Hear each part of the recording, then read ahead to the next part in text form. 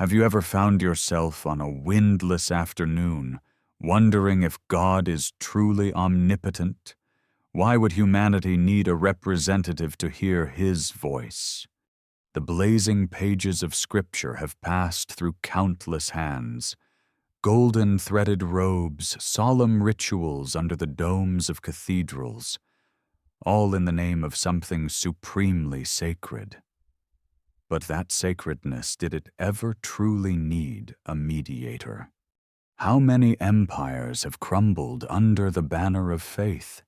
How many holy wars were waged to protect the absolute truth? And how many secrets have dissolved into oblivion, erased by a single decree of religious authority? Perhaps behind the glow of doctrine there's always been a shadow left untouched. You're stepping into a different kind of journey. Not to find answers, but to listen to the subtle cracks in the flow of history, where whispers were buried, manuscripts burned, and truths may have been quietly replaced. Join historic sleep. Let the slow rhythm of forgotten tales guide you gently toward sleep, beginning with a fracture, and perhaps never truly ending. They say the silence in the catacombs beneath Rome is not like any other silence. It isn't just the absence of sound, it's the weight of centuries pressing against stone of whispers fossilized in time. Some claim that in those damp chambers beneath the grandeur of the Vatican history holds its breath. But what kind of history would need to be buried so deep? We begin not with an explosion of scandal, but with a quiet omission, a gap, a line that should have been there but isn't. The earliest records of St. Peter the Rock upon which the church was said to be built are strangely silent on certain matters. We're told he traveled to Rome, that he died there, that his bones rest beneath St. Peter's Basilica. And yet, for a man so crucial to divine authority on earth, the sources are curiously vague. Even early Christian texts stumble when trying to place him in the eternal city with certainty. Could it be that the church's first cornerstone rests on a crack? There's a map not often seen held in a private collection far from the Vatican's walls. It's said to depict a version of Rome without a single Christian marker, not one church, not one martyr's tomb. The date, 3rd century, decades after Peter's supposed death. Of course, the Church later reinterpreted this absence as persecution, erasure by pagan Rome. But what if it was never there to begin with? Imagine for a moment that history is not a single thread, but a tapestry woven from many strands. Some are dyed bold and bright, others are pulled out mid-weave, leaving only a ghost of their color behind. What if the early church, in its desperation to anchor divine authority to a physical place, rewrote the map itself? We are taught that God chose Peter, that Peter chose Rome, that Rome chose the Vatican. A clean, unbroken line of divine logic. But human power rarely moves in straight lines. In 1968, deep beneath the basilica, archaeologists claimed to discover Peter's bones, fragments wrapped in purple and gold cloth, buried in a niche marked with the graffiti Petros Eani. Peter is here. The Vatican swiftly celebrated the find. But independent scholars noticed something strange. The bones didn't belong to a single man, but to multiple individuals. Some male, some female. And the markings added centuries after Peter's death. Still the faithful came. The story had been told. The relic had a home. The crack was plastered over. And yet it lingers. Because what if Peter never needed to be in Rome for the church to exist? What if the myth of location was more useful than the truth? The Vatican, since its earliest foundations, has understood the importance of controlling origin stories. In a world of uncertain gods and warring empires, the Church offered certainty, a lineage, a center, a representative. But in offering that certainty, what did it erase? There is a manuscript long hidden that once belonged to a monk named Brother Antonius in the 12th century. He wrote of a vision, one not of Christ enthroned, but of a council of men shaping his image to match the needs of their kingdom. Antonius claimed this council erased texts, changed names, invented miracles. When the Inquisition reached his monastery, the manuscript vanished. Some say it was burned.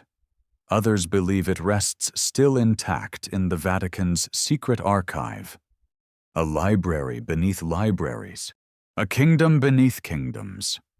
When we ask whether God needs a representative, we are also asking who speaks for the silence, who edits the text before it's read, who decides which gospel survives and which one dies in the ash.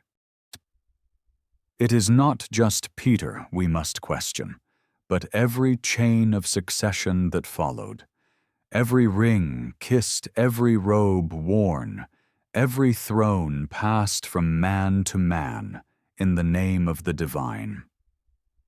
If the foundation is uncertain, how secure are the towers built upon it?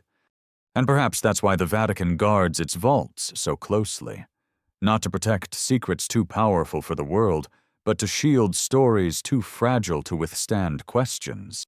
In 1939, Pope Pius IV launched a campaign to catalog the Church's historical artifacts, an effort said to be about preservation.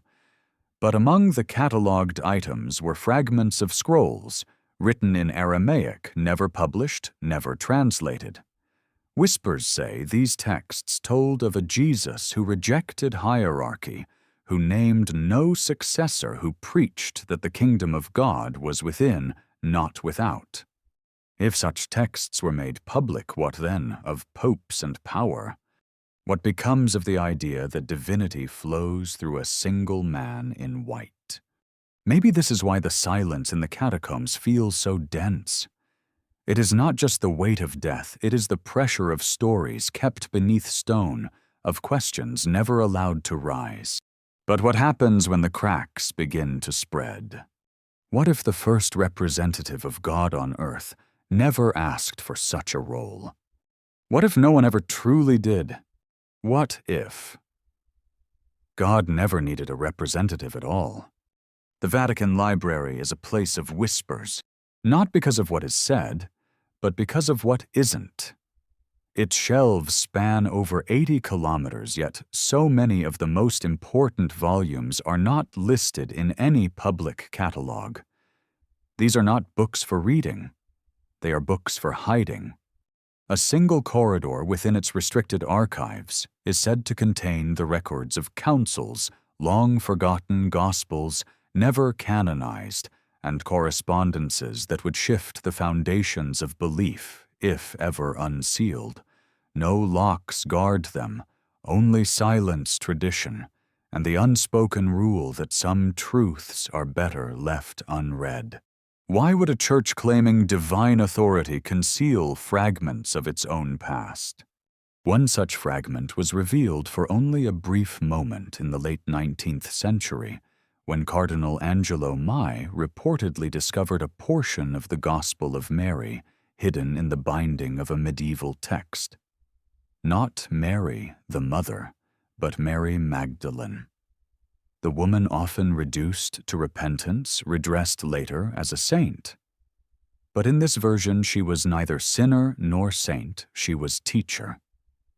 The text described a Jesus who imparted secret wisdom to her knowledge that he did not share with the male disciples. The others, it said, were jealous. The gospel was never published in full. Only slivers remain. We are told the early church erased Mary's prominence to establish a patriarchy of apostles.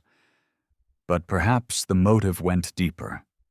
Perhaps the presence of a woman entrusted directly by the divine was a threat not only to the hierarchy, but to the very premise of needing representatives at all. Because if divinity could speak through her, then who else might it choose? There is something profoundly unsettling about a structure that claims eternal truth, yet requires such careful curation of its story. Take the Council of Nicaea in 325 CE. We're taught it was a meeting of theological minds determining doctrine, clarifying the nature of Christ unifying belief. But buried beneath the triumphant narrative of unity is the quieter tale of exclusion. Dozens of texts were discarded. Whole traditions deemed heretical were excised from memory. The Gospel of Thomas, the Apocalypse of Peter, the Acts of Paul and Thecla, each offered a version of faith that did not rely on institution, on hierarchy, or on earthly representatives. They were labeled dangerous, not because they were false, but because they were free. Imagine a version of Christianity where the kingdom of God was not administered from Rome, but discovered within the self, where no priest stood between soul and salvation, where no bishop translated heaven's will. That version existed once. It was simply removed. Centuries later, when the printing press threatened to democratize knowledge, the Vatican responded with the Index Librorum Prohibitorum, the list of prohibited books. A catalogue not of blasphemy, but of ideas too sharp, too bright, too questioning. Among them Galileo Copernicus, Bruno Descartes, thinkers who dared to place reason beside revelation and sometimes above it. What does it say about an institution when it fears not only dissent, but curiosity? If God is truth, why should questions feel like betrayal? In the 17th century, a priest named Giordano Bruno suggested that the universe was infinite, that stars were suns, that other worlds might exist with other beings, other creations.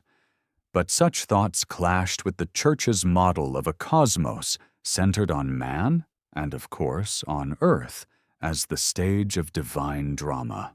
Bruno was burned alive in Rome's Campo de' Fiori, not for heresy of the soul, but for heresy of the imagination.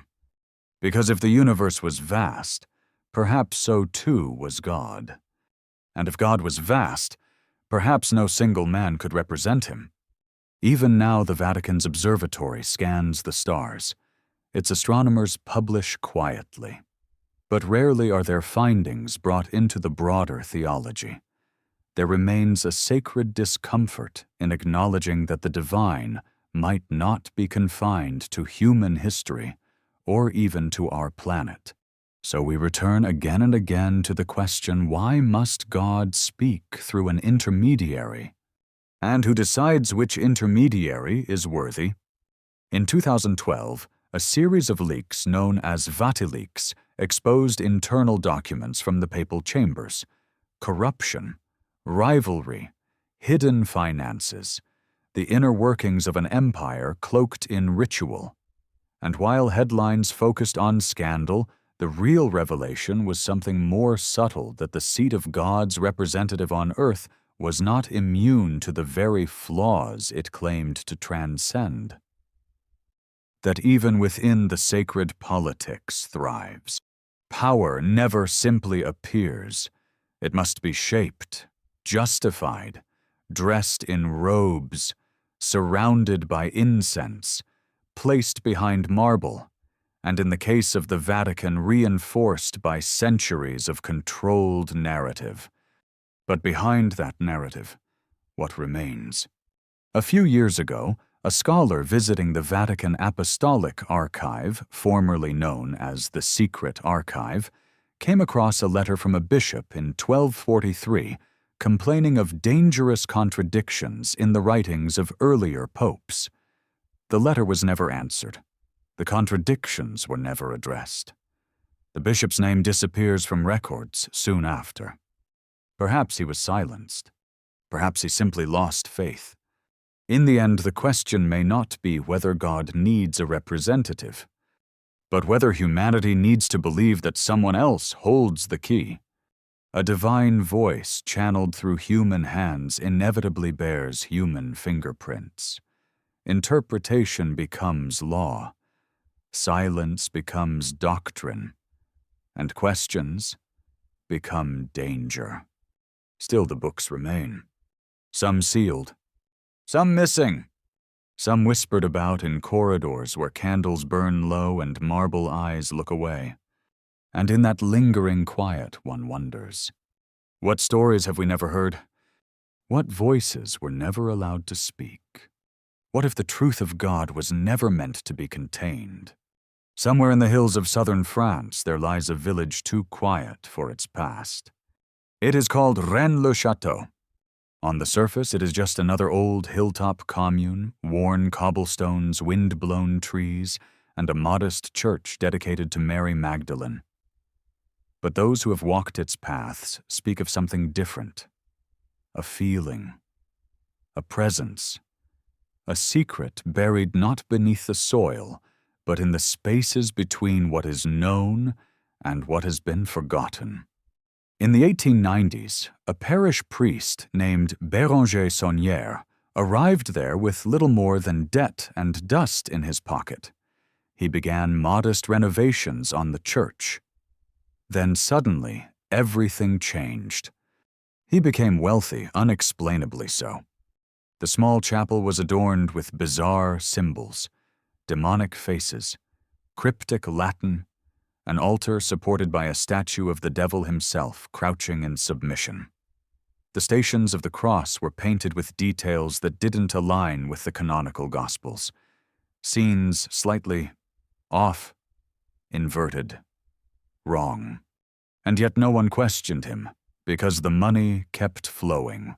Saunière hosted aristocrats, collected rare manuscripts, and built a lavish estate with a private library and tower named Tour Magdala.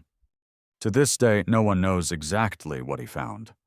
Some believe it was gold-hidden treasure from the Cathars or the Visigoths, but others whisper of documents, ancient ones, records that challenge the foundational myths of the Church.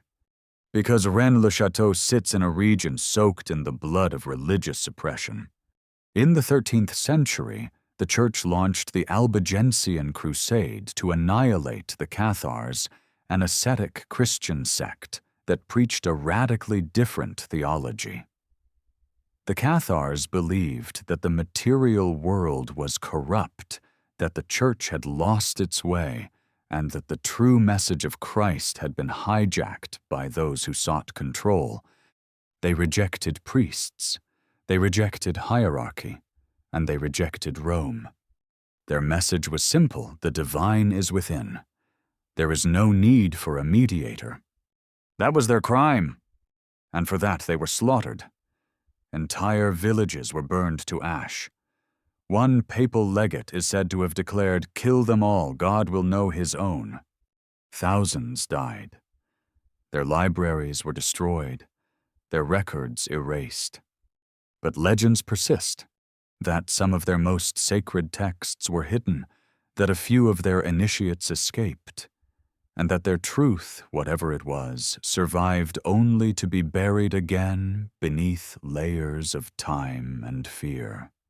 What if Saunière stumbled upon that thread? What if he found a glimpse of a Christianity unfiltered by Rome? There are reports denied, of course, that in the final years of his life, Saunière attempted to send copies of something to the Vatican, that he requested a private audience, that he was refused, and shortly after, he collapsed, struck down by a mysterious illness. The priest who came to perform his last rites reportedly left in horror and refused to hear Saunière's confession. No explanation was ever given. What could a dying man say that even another priest would fear to hear? After his death, the estate was sealed. His documents were taken. The church investigated quietly, then declared the case closed. But it never truly was, because the pattern always returns. Someone finds a crack, a fragment, a deviation from the script. And then the silence closes in. The Cathars were not the only ones to be erased. Across centuries, similar voices rose and were silenced groups like the Bogomils, the Waldensians, the spiritual Franciscans.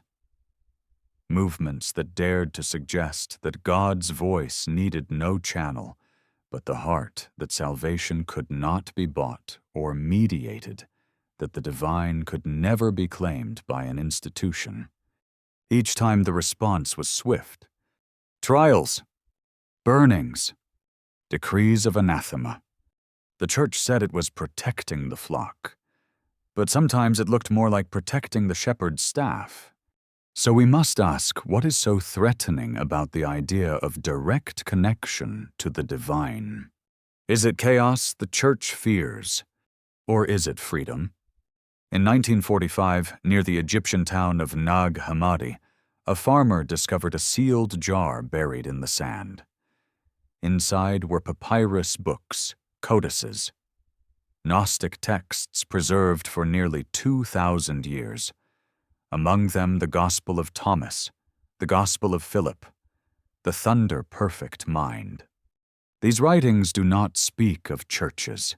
They do not name popes. They do not create hierarchies. They speak of inner knowledge, of light hidden in each human soul, of a Christ who came not to establish a throne, but to remind us of what we already carried within. One passage reads, "If you bring forth what is within you, what you bring forth will save you." No middlemen, no representatives, just a mirror. The Vatican, though acknowledging the discovery, rarely engages with its content. Because it does not fit. Not with the model, not with the lineage, not with the need for keys passed from hand to hand across centuries, each claiming the authority of heaven. Perhaps that is the true secret. Not that the church is evil, but that it is afraid. Afraid that if people remembered what they were before dogma, before cathedral, before decree, they might see the institution not as a bridge to God, but as a barrier. And yet the questions remain breathing quietly in hidden chapels, in old stone towers, in manuscripts bound with dust and wax. Why did Saunier fear the Vatican? Why was his confession refused? Why do so many stories end in silence? What was it exactly that the Cathars believed? And what if they were right? The smell of burning parchment is not like wood. It carries something sweeter, sadder, like the final breath of a soul being silenced. In 391 CE, under the orders of Bishop Theophilus, the great library of Alexandria was attacked. Scrolls collected over centuries from across the ancient world were destroyed. Historians argue over what exactly was lost. Some say it was already in decline. Others claim the real devastation came later. But the pattern again is not in the flames. It is in the silence that followed. Because among those scrolls were not just astronomical charts and medical treatises. There were theological texts, variations of myth, scripts from spiritualities that never survived the sword of orthodoxy. Before Rome claimed the exclusive narrative belief, had many voices, some contradictory, some poetic, some dangerously free. And freedom, as always, needed to be managed. Why would a bishop order the destruction of knowledge? The official story, pagan superstition, heretical confusion, the cleansing light of Christian truth. But what truths were too fragile to coexist? Centuries later, when the Church held the reins of empire, it continued its campaign of simplification. It canonized 4 Gospels, though dozens once existed. It declared councils to vote on theology, as though the divine could be decided by majority.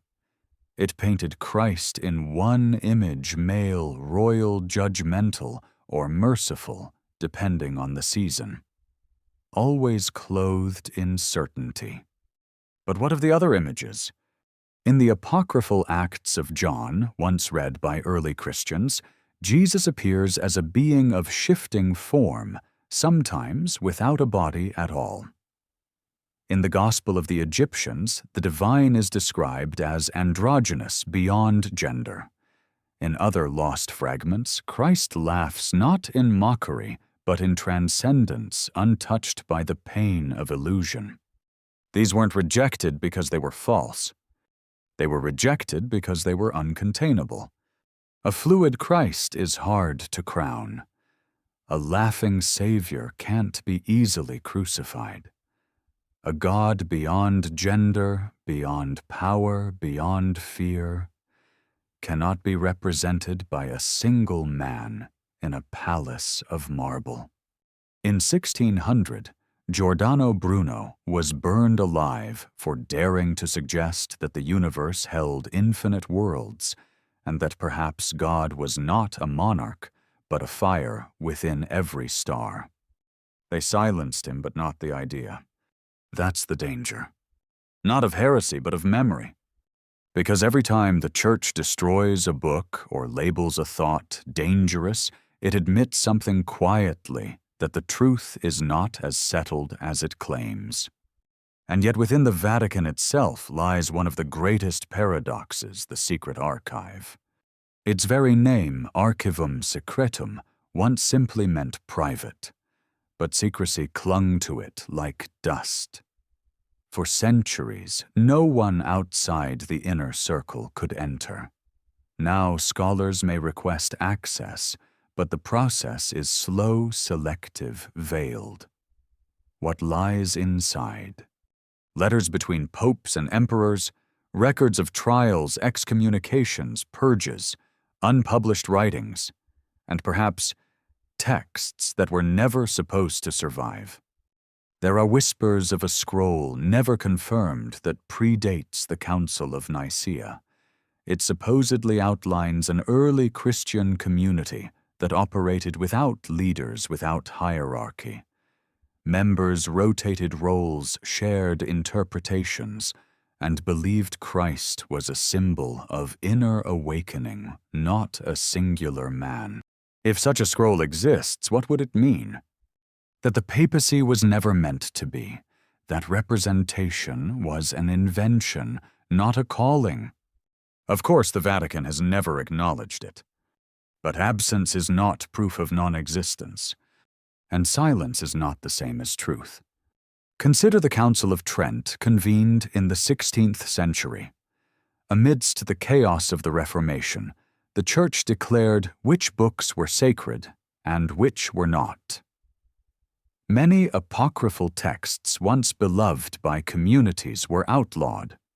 One such book, The Shepherd of Hermas, had been considered scripture by early Christian fathers.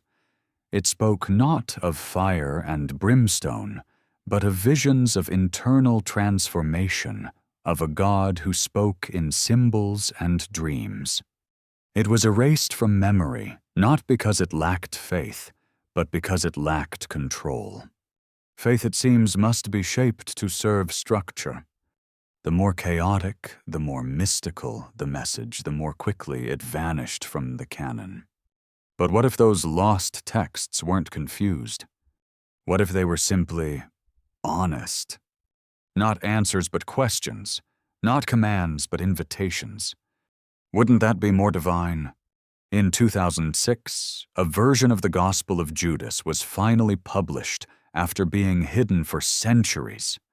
Far from depicting betrayal, it showed Judas as the only disciple who understood Jesus' true purpose, that he helped release the spirit from the body as requested. That betrayal was part of the plan. The Church dismissed it as heresy. But the text wasn't new. It had simply returned. Over and over we see the same rhythm. A fragment emerges challenging the dominant image. The Vatican responds first with silence, then with condemnation. But it cannot unwrite what has been glimpsed. The questions remain. Why must there only be one version of Christ?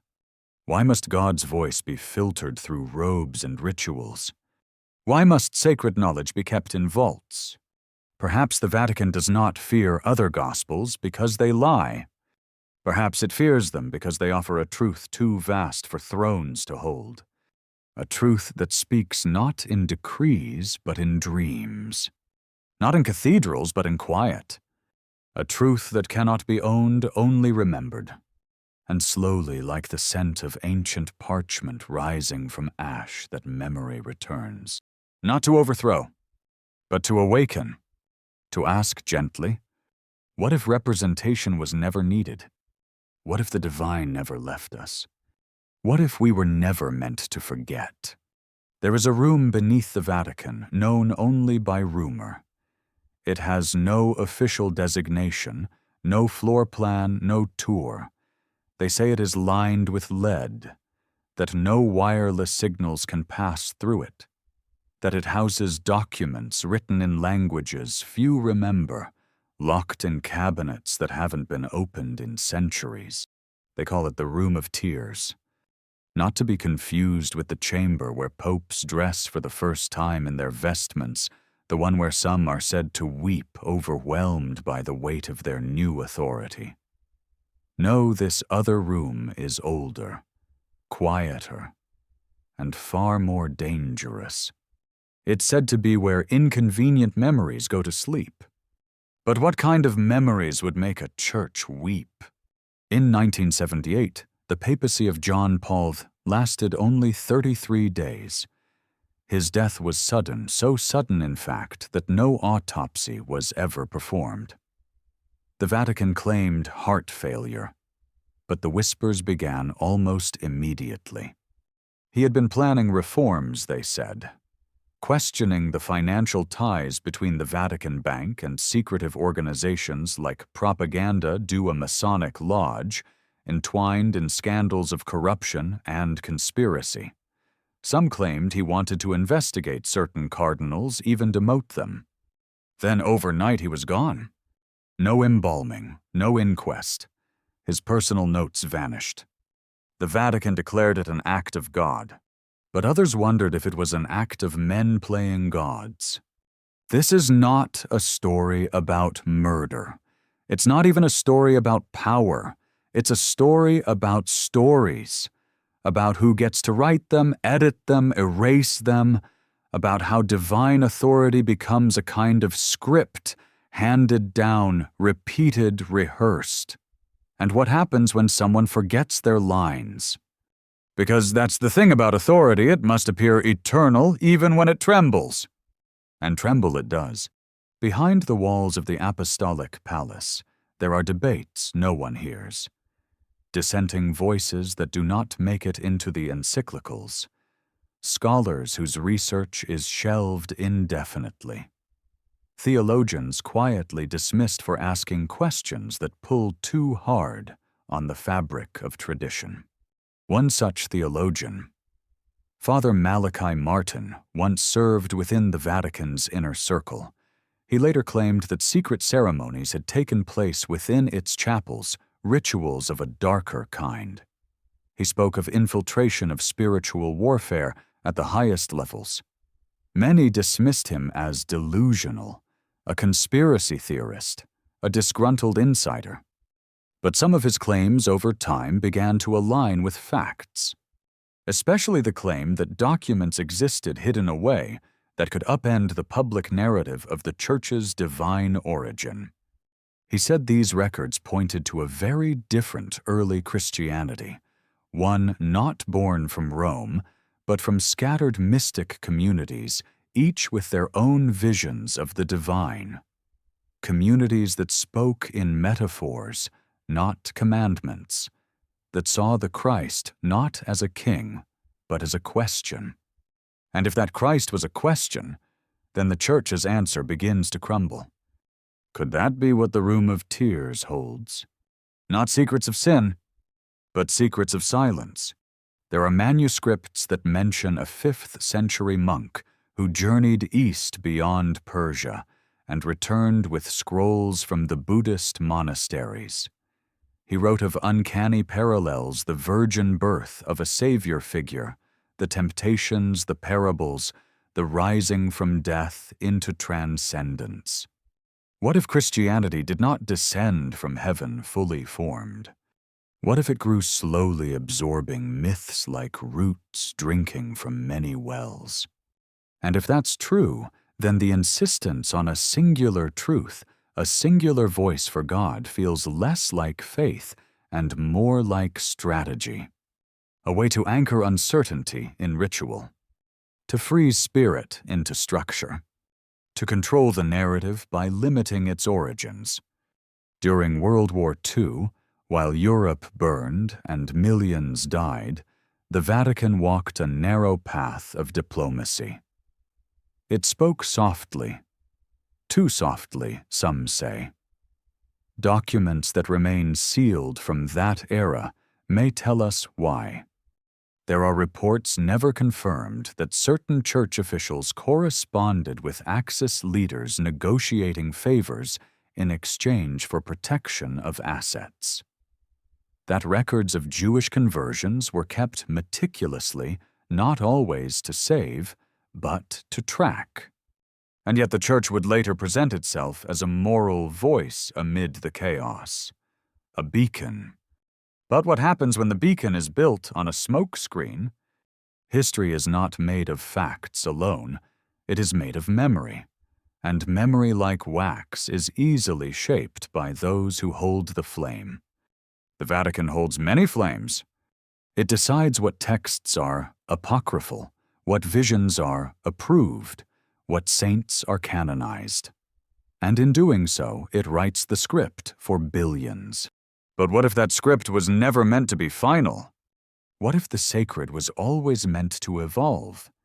In the early 2000s, a group of scholars examining ancient manuscripts in Ethiopia uncovered fragments of a gospel previously unknown to Western scholars. It spoke of a divine presence that visited multiple peoples in multiple forms across time. That revelation was not bound to a single event, but flowed like a river, sometimes named Jesus, sometimes not. The Church acknowledged the find, then fell silent. Because if God spoke in many voices, what happens to the one claiming to be his mouthpiece? We are not attacking faith. Faith is fire. It warms, it illuminates, it survives. But what we are asking is whether the structure built around it, stone by stone, edict by edict, was made to protect the flame, or to contain it. The room of tears may or may not exist, but the need for such a room that's real, a place to bury contradictions, to hide the frailty behind the robes, to collect all the dangerous maybes in one space and lock the door. And somewhere behind that locked door, a question remains unanswered. If God truly needs no mediator, then what is the Vatican? A bridge, or a dam. There is a chapel inside the Vatican that almost no one talks about. It is not grand. There are no lines of tourists waiting outside, no postcards sold in gift shops, no candlelight services with whispered hymns. It is a side room, tucked away, unnamed on most maps, but those who have entered say the air inside feels different, heavier almost, not with dust, but with reverence, or maybe regret. At its center is a fresco barely intact, faded with time. It does not show Christ on the cross. It does not show the Madonna or saints or angels. It shows a man walking alone in the desert. No halo, no followers, no crown. Just a figure, eyes half closed, mouth slightly open as if listening. And around him, carved into the stone arch above, is a Latin phrase, et si vocem audisque respondet. And if you hear a voice, who is answering? No records explain who painted it. No formal documents list its commission. It exists like a ghost embedded in the church's walls, a question sealed in pigment. Some say it was the work of a mystic artist smuggled into the palace during the 15th century under the protection of a sympathetic cardinal. Others claim it dates back much earlier to a time before the papacy claimed absolute spiritual jurisdiction when the church still held space for mystery. But the meaning lingers, doesn't it? If you hear a voice, who is answering? Is it divine? Or is it echo? So much of history has been built on voices claiming to speak for the divine. Popes, prophets, priests, each one declaring certainty, issuing decrees, shaping lives. But how often do we stop to ask, whose voice are we really hearing? In the 3rd century, a Christian mystic named Montanus claimed to receive direct revelations from the Holy Spirit. He spoke in ecstatic visions. He prophesied. He gathered a following, many of them women who also claimed divine speech moved through them.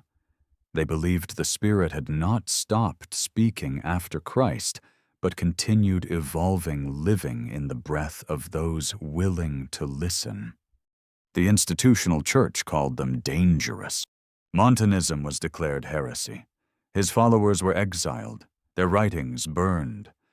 Because if God could speak through anyone if the Spirit had no gatekeeper, then what was the purpose of the gate?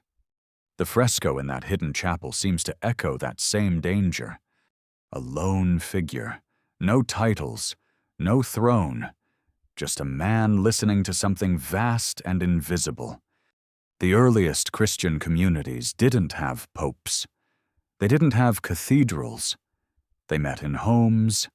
They broke bread. They shared teachings freely, often debated them, sometimes disagreed. The idea of a central authority came much later, an invention of necessity, not revelation. As Rome's power grew fragile, it needed unity, and unity required hierarchy, doctrine, chains of command. Representation. Suddenly there were bishops with territories, councils to define orthodoxy, anointed men declaring who was saved and who was not. And the voice of God, filtered, translated, mediated. In the margins of a 9th century manuscript tucked between lines of Gregorian chant, a monk wrote in a cramped, hurried hand, "The truest prayer is the one not spoken aloud." No one knows his name. His note was likely meant for no one but himself. But there it is all these centuries later, preserved like a breath trapped in amber. What did he mean? That truth can't survive language. That holiness slips away the moment it's codified. Or that the voice of God was never meant to be heard from a pulpit, but from within. During the Renaissance, whispers began to rise again. Mystics, hermits, scholars who questioned whether the structure of the church had grown too far from the teachings it claimed to protect. One of them, a woman named Marguerite Porete, wrote a book called The Mirror of Simple Souls. In it, she described the soul's journey into union with the divine, a union so complete that no rituals, no sacraments, no priests were needed. She called this the annihilation of the self, where only God remained. The Inquisition found her writings troubling. She was burned alive in 1310. Her book was banned, but the idea survived, drifting through the shadows of monastic libraries, whispered from teacher to student, hidden inside poetry and metaphor. Because the hunger for unmediated connection never dies. Even now in the quiet corners of the Vatican library, there are texts that rarely see the light of day. Manuscripts that speak of inner revelation, of voices, heard in dreams of visions that do not conform to doctrine. These are not publicized. They are studied discreetly, often by scholars who know better than to publish too loudly. And still the chapel with the listening man remains. Its silence says more than most sermons. What if the greatest heresy was not rejecting God, but claiming to possess Him? What if the Church, in its quest to define the divine, imprisoned it? What if every representation, every title, every crown, every robe only moved us farther from the truth? Not because they are evil, but because they are loud, and the divine perhaps only speaks in stillness. In the closing light of that hidden chapel, the fresco fades a little more each year. No one restores it. No plaques explain it. No guards protect it. And maybe that's the only way it survives. As a question left unanswered. As a man still listening. As a voice not claimed but felt. Somewhere beyond words. Beyond titles. Beyond even belief. The sound of footsteps in marble halls echoes longer than one might expect. Especially at night when the corridors of the Vatican museums are empty and only the eyes of statues keep watch. Some say that if you walk alone under the dome of the gallery of maps past the walls, where Italy is charted in rich blues and greens, you might feel the air shift. Not because of ghosts, but because of something else, a memory the building doesn't want you to forget. There above the floor that countless pilgrims have crossed is a painted ceiling no one seems to study too closely, not because it's damaged, but because it doesn't match the others. Amid depictions of mountains and rivers, towns and oceans is a strange circular diagram half erased, as if someone once tried to cover it up. It resembles a compass, but without direction. Around its edges are fragments of Latin too faded to fully read. One word, though, remains intact: concordia. Harmony. But the harmony is fractured. Why would a map of Italy contain a coded wheel? What does harmony have to do with geography? Unless, of course, the geography being mapped is not of land, but of power. In the 16th century, during the height of papal influence, the Vatican undertook one of its most ambitious projects to chart not just the world, but its place within it. Every map told a story, every town, every river a symbol. Cartography was not just science, it was theology, a way to impose order on chaos, to draw the world as God's stage with Rome at its center. But what if some of those maps contained more than information? What if they held warnings? There is a legend among a small circle of ecclesiastical historians, a tale rarely told in full. It speaks of a suppressed document written in 1582 by a Vatican cartographer named Lucio Cassini. He was not famous. His name does not appear in textbooks, but he was assigned to assist in the creation of the Gallery of Maps. Cassini, the legend says, began noticing inconsistencies. Towns recorded centuries earlier that no longer appeared on official maps. Mountain ranges altered. Rivers rerouted on parchment, though unchanged in nature. He kept records of these discrepancies alongside a personal journal. In its pages, he questioned whether the maps were being used not to depict truth, but to reshape it. Maps are not mirrors, he wrote, but wishes. Cassini believed someone, some inner circle within the Vatican, was intentionally redrawing the world.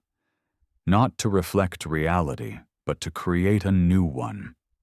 A world more in line with divine order. A world centered on the Church. He became obsessed. He studied older maps, layered them, traced shifting names and borders. He began to see patterns, symbols that repeated, spirals, triangles, crosses placed not at holy sites, but at points of strategic influence. He submitted a report. It vanished. He requested an audience. He was denied. Weeks later, Cassini disappeared. His journal was found years after hidden inside the walls of a monastery near Arezzo. Many pages were missing. The rest, worn and water-damaged, held only fragments, scribbled phrases, sketches, and a final line written in a trembling hand. He who holds the map holds the soul. Of course, the Vatican denies all of this.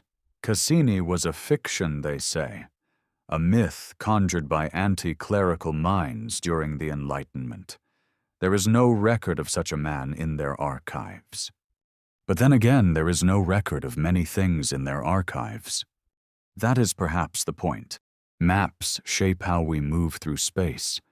Doctrine shapes how we move through faith. The two are not so different. Both are curated, both are framed, and both can be edited. There was a time when Jerusalem was believed to be the center of the world. Then it was Rome. Then perhaps nowhere at all. Each shift not just a matter of belief, but of control. If Rome is the center, then Rome must be protected, elevated, justified. And if maps must bend to ensure that, then so be it. Cartographic manipulation is not new. But in the hands of a spiritual empire, it becomes something else entirely, a means of divine persuasion. To make Rome not just a place on earth, but a fixed point in the heavens. And that might explain the diagram on the ceiling. A compass that doesn't point north. A harmony that is broken. What if that image hidden in plain sight was Cassini's last act, a quiet rebellion painted in pigment instead of ink? A message left not in books, but in beauty.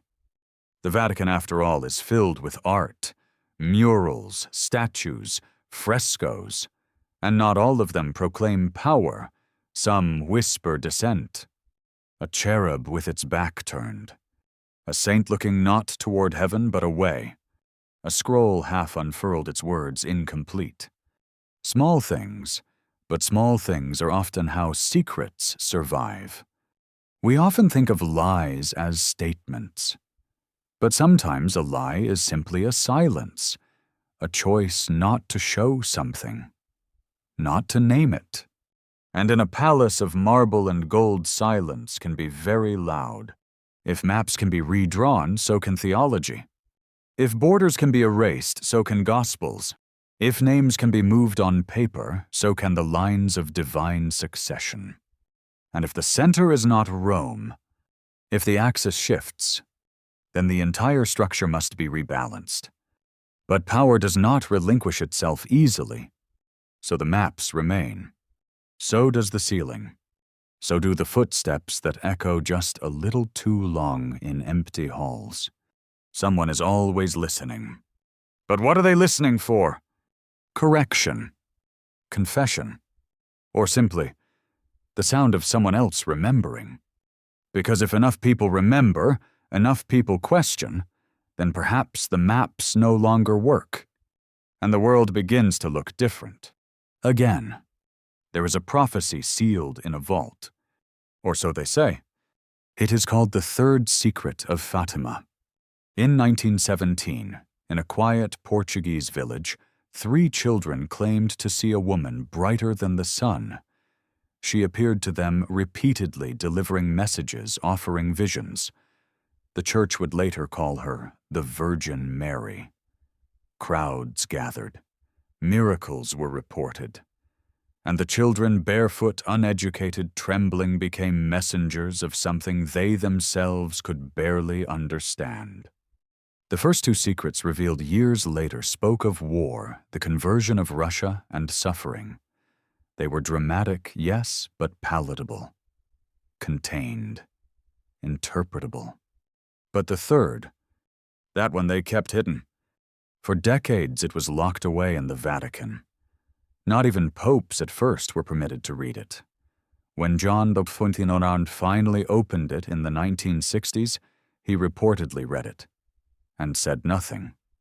No comment, no release, just silence. Why?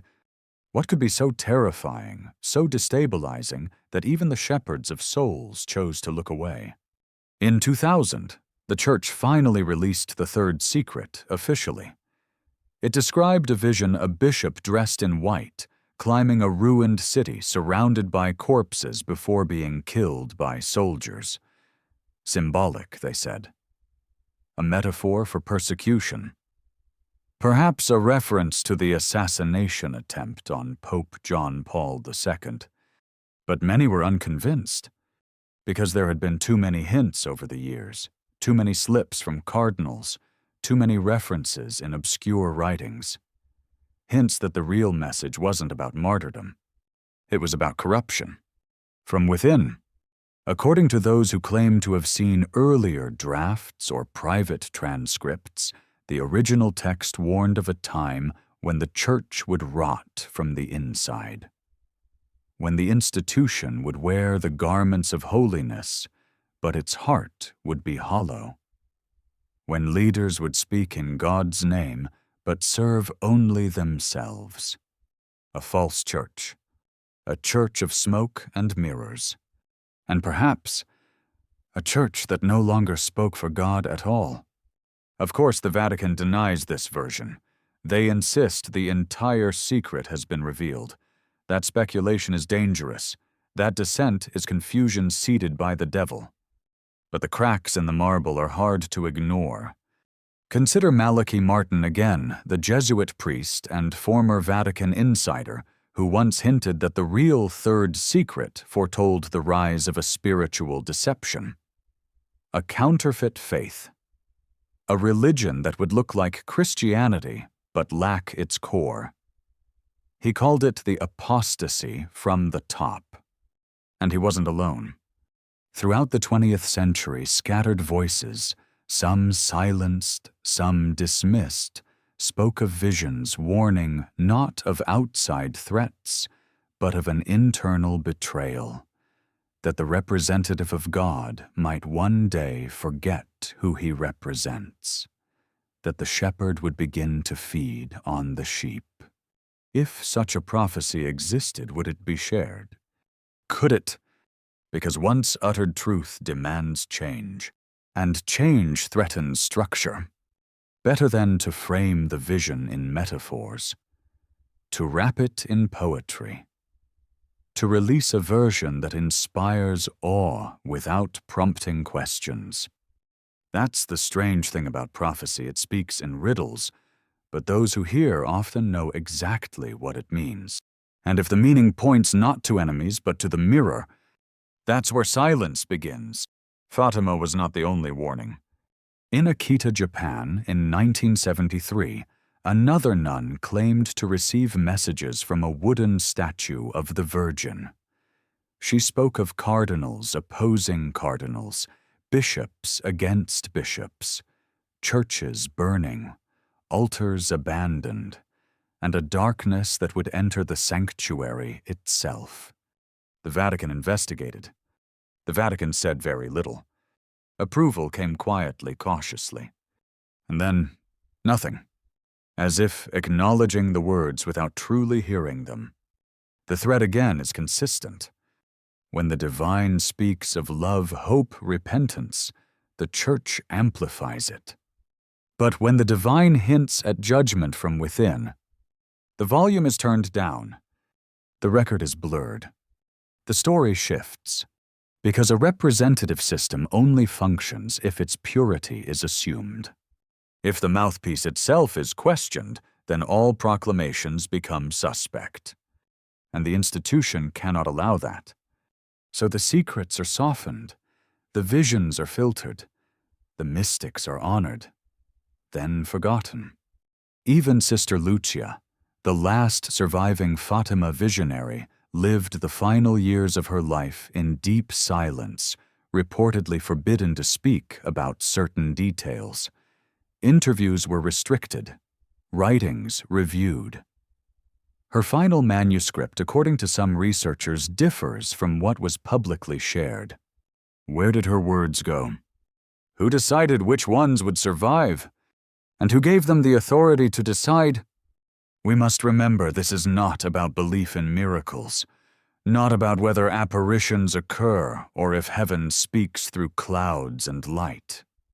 This is about narrative, control, curation, about a church that claims divine guidance, yet fears divine scrutiny. If God's messages are inconvenient, they are delayed. If they threaten structure, they are discredited. If they question the shepherd, they are silenced. And the flock, told to pray, to obey, to trust. But trust once broken leaves traces, not in rebellion, not in riots, but in silence. The kind of silence that echoes across generations. The kind of silence that settles into old pews and unopened vaults. A silence that waits, because somewhere, perhaps in a sealed envelope, perhaps in the fading memory of a cloistered nun, is a sentence that was never meant to be heard. A sentence that might have said, "The greatest deception will come not from outside, but from those who claim to stand in my name." What then? What happens when the voice of God no longer matches the voice from the pulpit? What happens when the representative no longer represents? Beneath the Vatican, deeper than the catacombs, deeper even than the scavi, where bones are said to rest, lies a space no pilgrim sees. They say it is not a room, not even a corridor, but a vault of memory. Not memory as in history or documentation, but something stranger, something older. They call it the repository. Its existence is unconfirmed. No map shows its entrance. No guard admits to watching it. But some believe it holds the artifacts the Church cannot explain. The remnants of a spiritual past too vast or too incompatible to be neatly folded into doctrine. And if such a place does exist, what might it contain? Fragments of Gospels long erased, writings from desert mystics whose vision of God burned too wild, metallic tablets from forgotten rites. Or perhaps something more disquieting proof of contact. Not with heaven, but with something else. In 1977, an Italian researcher named Dr. Marcello Pignatelli was granted limited access to the Vatican Library under special supervision. His request was modest, to study early Christian references to divine visitations, but what he found was anything but modest. Buried in the appendix of a medieval codex was a transcription from the 8th century part Latin part Syriac, describing an encounter between a wandering monk and what he called beings of fire who spoke without mouths. They descended in a sphere of light. They bore no cross. They carried no scripture. But they knew his name. The monk claimed they offered no prophecy, no commandments, only a question. Why do you let others speak for the voice within you? The manuscript ended abruptly. No record exists of the monk again. Dr. Pignatelli submitted a paper for peer review. It was quietly rejected. Soon after, he lost his academic post. His colleagues refused comment. The codex, when sought again by another scholar, had vanished from the shelves. The Vatican offered no explanation. Was it myth, misinterpretation, or something more dangerous? Because even if the account was symbolic, the question remained. Why do you let others speak for the voice within you? In the 20th century, as psychology emerged to study the soul not through confession, but through science, a strange pattern appeared. Patients in clinical settings, some under hypnosis, others in altered states, began recounting visions that mirrored ancient mystic experiences. Not one Christ, but many. Not a wrathful God, but a luminous source. Not judgment, but memory. These experiences shared a common message: the divine is within. The kingdom is not above, but through. Jung called it the archetype of the self. Mystics called it the spark. But the Church called it heresy. Because if every soul carries divinity, who needs priests? If every moment is sacred, who needs ritual? If God is not distant, but present, alive in thought-breath intuition, then what happens to the structure built on mediation? In 1962, the Second Vatican Council convened. Its aim was renewal aggiornamento, they called it, a bringing up to date. Masses were no longer required in Latin. Laypeople gained new roles.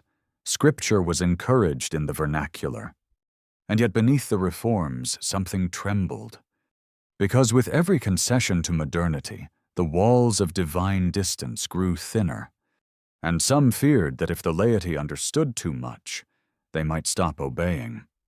Power dressed itself in openness, but secrecy remained. Not in ritual, not in architecture, but in selection. Which texts to emphasize, which visions to promote, which saints to canonize, and which stories to bury. Even the saints themselves, those glowing icons of obedience, were often rebels. Francis of Assisi preached poverty-rejected status, begged barefoot in the streets.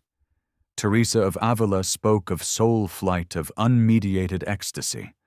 Joan of Arc heard voices not from priests but from within and paid with her life. Each of them was resisted by the Church in their time. Each of them was only sanctified after death, when they could no longer speak. Is that what sanctity means? To be remembered only when safe, only when translated into symbols. There's a manuscript, a fragment, really discovered in the 1920s, in a private collection in France. A letter attributed to a 14th century nun named Isadora of Lyon. In it, she writes of a dream. I stood before a great palace. The doors were closed. A man in gold told me I could only enter if I left behind my voice. I asked why. He said, because the voice unsettles the order. So I turned away. Her letter was never published in full. It remained in family archives, passed quietly between collectors. But the message clear as breath remains. The voice unsettles the order. And so the order must contain the voice. Through catechism, through sacrament, through representation. Not because it's holy, but because it's orderly. Perhaps the Vatican never meant to deceive. Perhaps it only meant to protect, to hold back the storm of spiritual chaos, to preserve a path, however narrow. But in doing so, it chose silence over song, structure over seeking, order over awe. And now, deep beneath its own foundations, the questions grow restless. In an age of awakening, the old maps no longer match the terrain. The old answers echo in empty pews. The incense still burns, but fewer breathe it in. And perhaps somewhere in the place they never named the voice stirs again. Not shouting, not accusing, just asking. What if the light was never meant to shine from one tower? What if the fire was always meant to spread? In the dead center of Rome, there is a door that opens only once every 25 years. The Holy Door. Set into the walls of each of the 4 papal basilicas, these portals are bricked up from within, sealed by mortar and ritual, blessed by a pope, and reopened only during a jubilee year. When opened, pilgrims pass through them seeking plenary indulgence, the forgiveness of all sin, a full reset, a spiritual rebirth. But behind the ceremony lies a stranger. Question why must a door be sealed for decades to become sacred? Why does forgiveness require bricks, hammers, marble, and men in robes? Some say the sealing of the holy door began not with theology, but with fear. That centuries ago, an attempt was made to seal something else entirely. Not sin, but knowledge. There is an old Vatican manuscript known as Codex Lamentatio. It is rarely mentioned, never shown publicly. Even most archivists will not speak of it. Its contents are known only through the whispers of footnotes, indirect references in obscure 18th century catalogues. But the title translates simply Book of the Weeping. Some believe it documents rituals no longer practiced, rites predating the sacraments, liturgies in forgotten tongues. Others claim it contains visions seen by early desert fathers, shimmering cities in the sky, voices that spoke from beneath stone dreams that did not match the Church's carefully woven narrative of heaven and hell. And in one corner of the page, reproduced in a facsimile that surfaced briefly before being withdrawn, is a drawing, a door, unmarked, cracked open just enough for light to spill through. Beneath it a single line, "Truth cannot be locked without locking God himself." Is that what the Vatican fears? Not heresy, but light, because once a door is open, no one controls who walks through it. And not every traveler returns the same. Language is a kind of door, too. The early Church understood this well. That's why Latin was chosen not just for liturgy, but for secrecy. It was the tongue of empire law hierarchy. It was not the language Jesus spoke, not the language of fishermen or shepherds. It was a language of control. And it worked! For centuries, the common believer heard the word of God only through the voice of another. The priest became a translator. The translator became an authority. And eventually the authority became a gatekeeper. What would it mean if the word were understood directly? In the 14th century, a Czech theologian named Jan Hus dared to preach in the local tongue. He said that people should read Scripture for themselves, that Christ, not the Pope, was the true head of the Church. He was burned alive. His final words, according to legend, "In 100 years, God will raise up a man whose calls for reform cannot be silenced." A century later, Martin Luther nailed his theses to the door. Another door. Another fracture. Another attempt to open what had long been closed. The Church called it schism, but others called it sight, because when people began to read, they began to see, and when they began to see, they began to question. Today, the Bible exists in hundreds of languages, but the Vatican still maintains control over its official interpretations. Certain passages are footnoted, softened, reframed. Stories of women prophets are downplayed. Mystical encounters are allegorized. Disruptive ideas about wealth, hierarchy, forgiveness without priestly mediation are spiritualized into abstraction. Because a God who forgives without permission threatens the whole structure. And a Christ who walks barefoot in the dust, speaking in parables and contradictions, is harder to place on a gilded throne. There's a fragment of a letter written by an anonymous monk during the Council of Basel in the 15th century, preserved in a regional archive in Switzerland.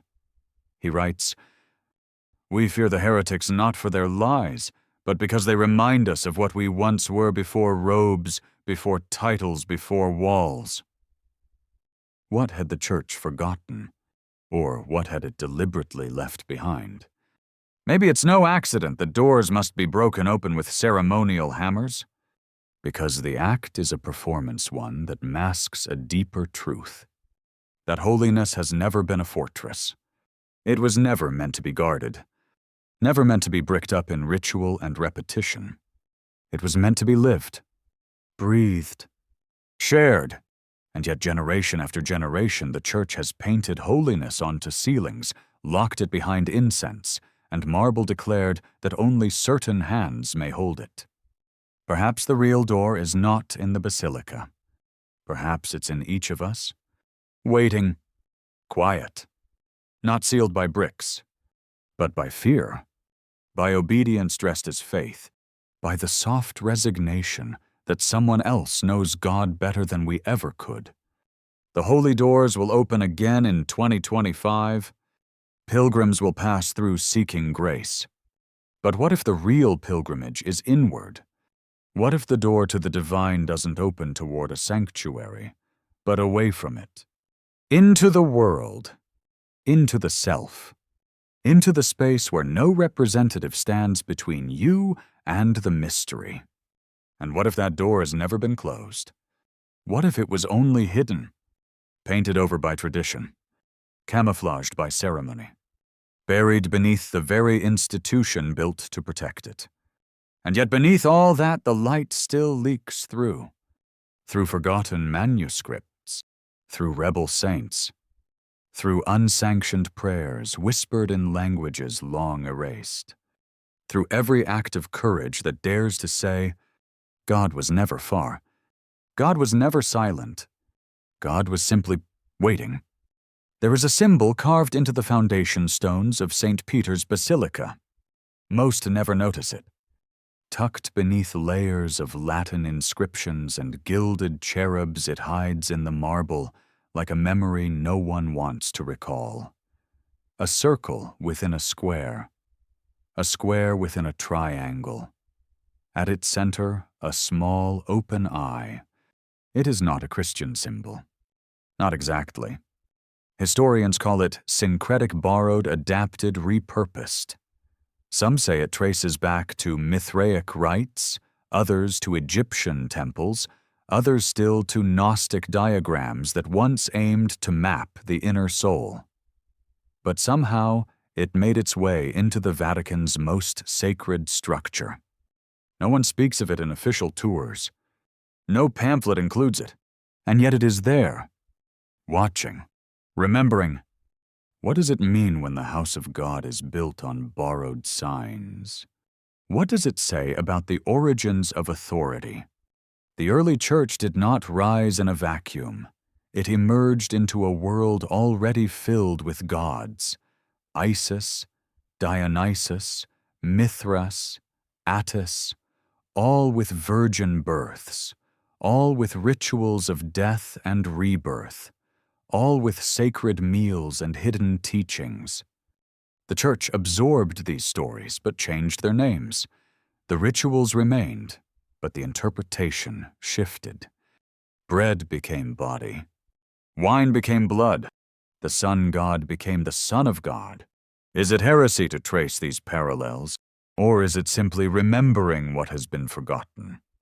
There's a manuscript in the Biblioteca Apostolica Vaticana, rarely referenced, almost never cited. Titled De Figura Antiqua, it catalogues the architecture of early Roman temples. Among its entries is a line describing the altar of the Temple of Jupiter, Optimus Maximus. O square upon a circle with fire rising from its core. The same geometry later appears in medieval cathedrals. Was it continuity? Coincidence? Or an attempt to reframe something ancient into something holy? Symbols have power not because they are magic, but because they are memory. And memory, when harnessed, becomes authority. The triangle has long represented divinity, the circle eternity, the square the world of form and matter. To stand within them is to claim to stand at the center of heaven and earth. Is that what the popes claimed? To be the anchor between what is above and what is below, to hold the tension of divinity within a human seat? If so, then we must ask, who gave them the right? Because nowhere in the Gospels does Jesus appoint a throne. Nowhere does he commission cathedrals. Nowhere does he sketch a hierarchy or declare a successor. He walks, he weeps, he warns, he washes feet, and then he leaves. He leaves not an empire but an echo, a breath, and yet that breath was soon caught by men with ambitions, by rulers dressed as shepherds, by scribes who rewrote the margins. In the 4th century, under Emperor Constantine, the church gained favor, protection, power. Suddenly, to be a bishop was to be a political figure. Suddenly, faith was not just devotion, it was allegiance. And the symbol of the fish gave way to the symbol of the throne. It was Constantine who commissioned the construction of the first St. Peter's Basilica. It was Constantine who presided over councils. And it was Constantine who marched under the sign of the cross, not as a disciple, but as a conqueror. What was once whispered in catacombs was now proclaimed in courts. What was once shared became hoarded. What was once breath became decree. There is a letter preserved in the archives of a Benedictine monastery, written by a monk named Leontius in 1124. In it, he reflects on a dream. I stood in the nave, and the Christ on the cross turned his head towards me. He whispered, "Why do they claim my wounds as their scepter?" No one knows what became of Leontius. His name vanishes from the record. But his question remains, why do they claim his wounds as their scepter? Power often drapes itself in sacrifice. It justifies hierarchy through suffering. But suffering does not authorize domination. And sacrifice does not entitle control. The Church claims apostolic succession, an unbroken line from Peter to the present Pope. But even Peter's role is murky. Scripture portrays him as flawed, impulsive, often rebuked. Nowhere is he crowned, nowhere enthroned. If Peter is the rock, it is a rock with cracks. Perhaps that's why the basilica was rebuilt in the 16th century, massive, ornate, overwhelming. Not to honor God, but to hide the fractures, to bury the questions beneath tons of marble, because the truth once simple had become too fragile. And perhaps the people knew it. In 1517, Martin Luther wrote, "The true treasure of the Church is the most holy gospel of the glory and grace of God." Not a throne, not a key, not a crown, a gospel, a breath, a whisper, one that does not belong to any man, and certainly not to one who claims to hold all the keys. Still the Vatican guards its symbols. Still the eye in the stone watches. Still the faithful bow not always to God, but often to the idea of God. An idea shaped by centuries of ritual and hierarchy. An idea guarded by men who claim to speak for the divine. But what if that divine never needed guards? What if the true Holy of Holies was never in stone, but in silence? What if the eye carved into the base of the church is not a symbol of power, but a reminder that someone somewhere is still watching, and maybe it's not God, maybe it's us, looking back, remembering what was taken, and beginning slowly to reclaim it. They once believed that silence was the holiest language. Not the silence of ignorance or obedience, but the silence of knowing too much to speak aloud. In the 2nd century, a Christian sect known as the Encratites taught that the divine was not to be preached, but lived in quiet purity. They refused marriage wine and public prayer. They read from Gospels that never made it into the canon books, filled not with commands but riddles. Phrases like, "He who finds the soundless voice has no need for temples." Rome found them dangerous, not because of their rituals, but because of their refusal to participate in the hierarchy. They claimed no bishops, held no synods. Their leaders were not appointed, but simply listened to, trusted. They vanished. No wars, no trials, just disappearance. One of their texts, the Book of Silence, was mentioned in the writings of Irenaeus, a church father who dismissed it as a confusing void. But modern scholars have never seen it. Only fragments remain quotes buried in the polemics of those who destroyed them. But there is one line that appears again and again. God is not a voice but a space. A space. Not a crown. Not a throne.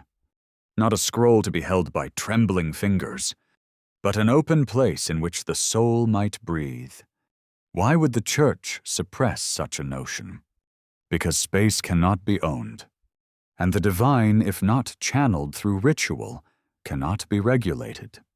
In the centuries that followed, silence became weaponized. Not the mystical kind, but the institutional one. The kind used to erase, to edit, to punish. The Vatican has long kept a list, Index Librorum Prohibitorum, the Index of Forbidden Books. First published in 1559, it remained active until 1966. It contained not only heretical texts, but works of philosophy, science, poetry. Books that dared to imagine a world where God wasn't bound by Rome's definitions. Bruno, Galileo, Spinoza. But also mystics, poets, saints. Meister Eckhart, whose sermons declared, "The eye with which I see God is the same eye with which God sees me." He was tried for heresy. Though celebrated today in his time, he was silenced, because his words implied that God was not above but within, not separate but inseparable. And if that were true, then who could possibly stand between? There's an old anecdote passed quietly among Jesuit scholars, rarely confirmed, always denied, that in the early 1900s, a Vatican archivist named Pietro Savini uncovered a translation of the Book of Silence in a remote monastery near Thessaloniki. He brought it back to Rome. He studied it in private. And before he died, he reportedly said only this: "We were never meant to speak for him." The manuscript was never found. But his words remained. We were never meant to speak for him. There is power in such a sentence, and danger. Because if representation is unnecessary, then the entire structure collapses. The titles, the rituals, the garments. Even the very idea of apostolic succession becomes a question, not a truth. In that quiet space, doubt becomes sacred. And sacred doubt is the most threatening thing of all. Perhaps that is why every time a mystic rises, the Church either canonizes them or condemns them. To control the narrative, to choose which voices are safe. Julian of Norwich spoke of a God who was not wrathful, but motherly. She wrote, "Between God and the soul there is no between." Her writings were copied by hand in secret, never publicly preached, never officially endorsed. Because if there is no between, there can be no representative. And without a representative, what becomes of the Church? Does it become a library, a memory, a monument, or something else entirely? There is a chapel in southern Spain, barely more than a stone room built before the Inquisition. Its altar is uncarved, its walls are undecorated, but in the ceiling's center is a single circle of glass. No stained color, just clear. At noon, sunlight passes through it. The room floods with light. No priest is needed. No scripture is read. The light becomes the sermon. Locals call it La Capilla del Susurro, the Chapel of the Whisper. Tourists rarely find it. No Vatican document lists it. But still the light continues. And maybe that is what has always terrified the hierarchy, not the rebel, not the heretic, but the whisper. The idea that God is quiet and everywhere, and uninterested in titles. That the voice of heaven is not a command, but a question. A question that sounds like your own breath, your own heartbeat, your own longing. One of the Desert Fathers wrote to pray is to become empty so the wind may speak through you. That wind has no flag, no name, no Vatican seal. It moves as it pleases, just as spirit always has, and just as those in power have always tried to trap it. Through institutions, through authority, through carefully chosen scriptures, through forbidden books, through silence that no longer opens but suppresses. But what happens when the silence breaks? When people remember that holiness does not require approval, that forgiveness does not need ritual, that truth does not arrive in robes but in dreams. Maybe that's why the Book of Silence was never truly lost. Maybe it was only waiting, in the breath between thoughts, in the pause before speech, in the space that still lingers when the church doors close and only you remain, you and something vast, unnamed, uncontrollable, unrepresented. Somewhere in a gilded cabinet behind bulletproof glass, a bone fragment lies beneath velvet. It is labeled Reliquary of St. Peter. The bone is pale, clean, dry, not remarkable by sight or smell or texture. It could belong to anyone, an anonymous rib from the long centuries of forgotten dead. But this one has been named, claimed, made holy by declaration. And that is what makes it powerful. Not the bone itself, but the belief attached to it. Relics have always held a strange weight in the Catholic imagination.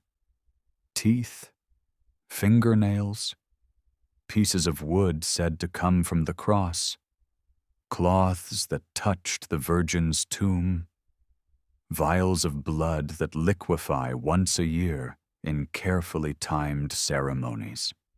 Each relic offers a kind of nearness, a tangible fragment of the untouchable.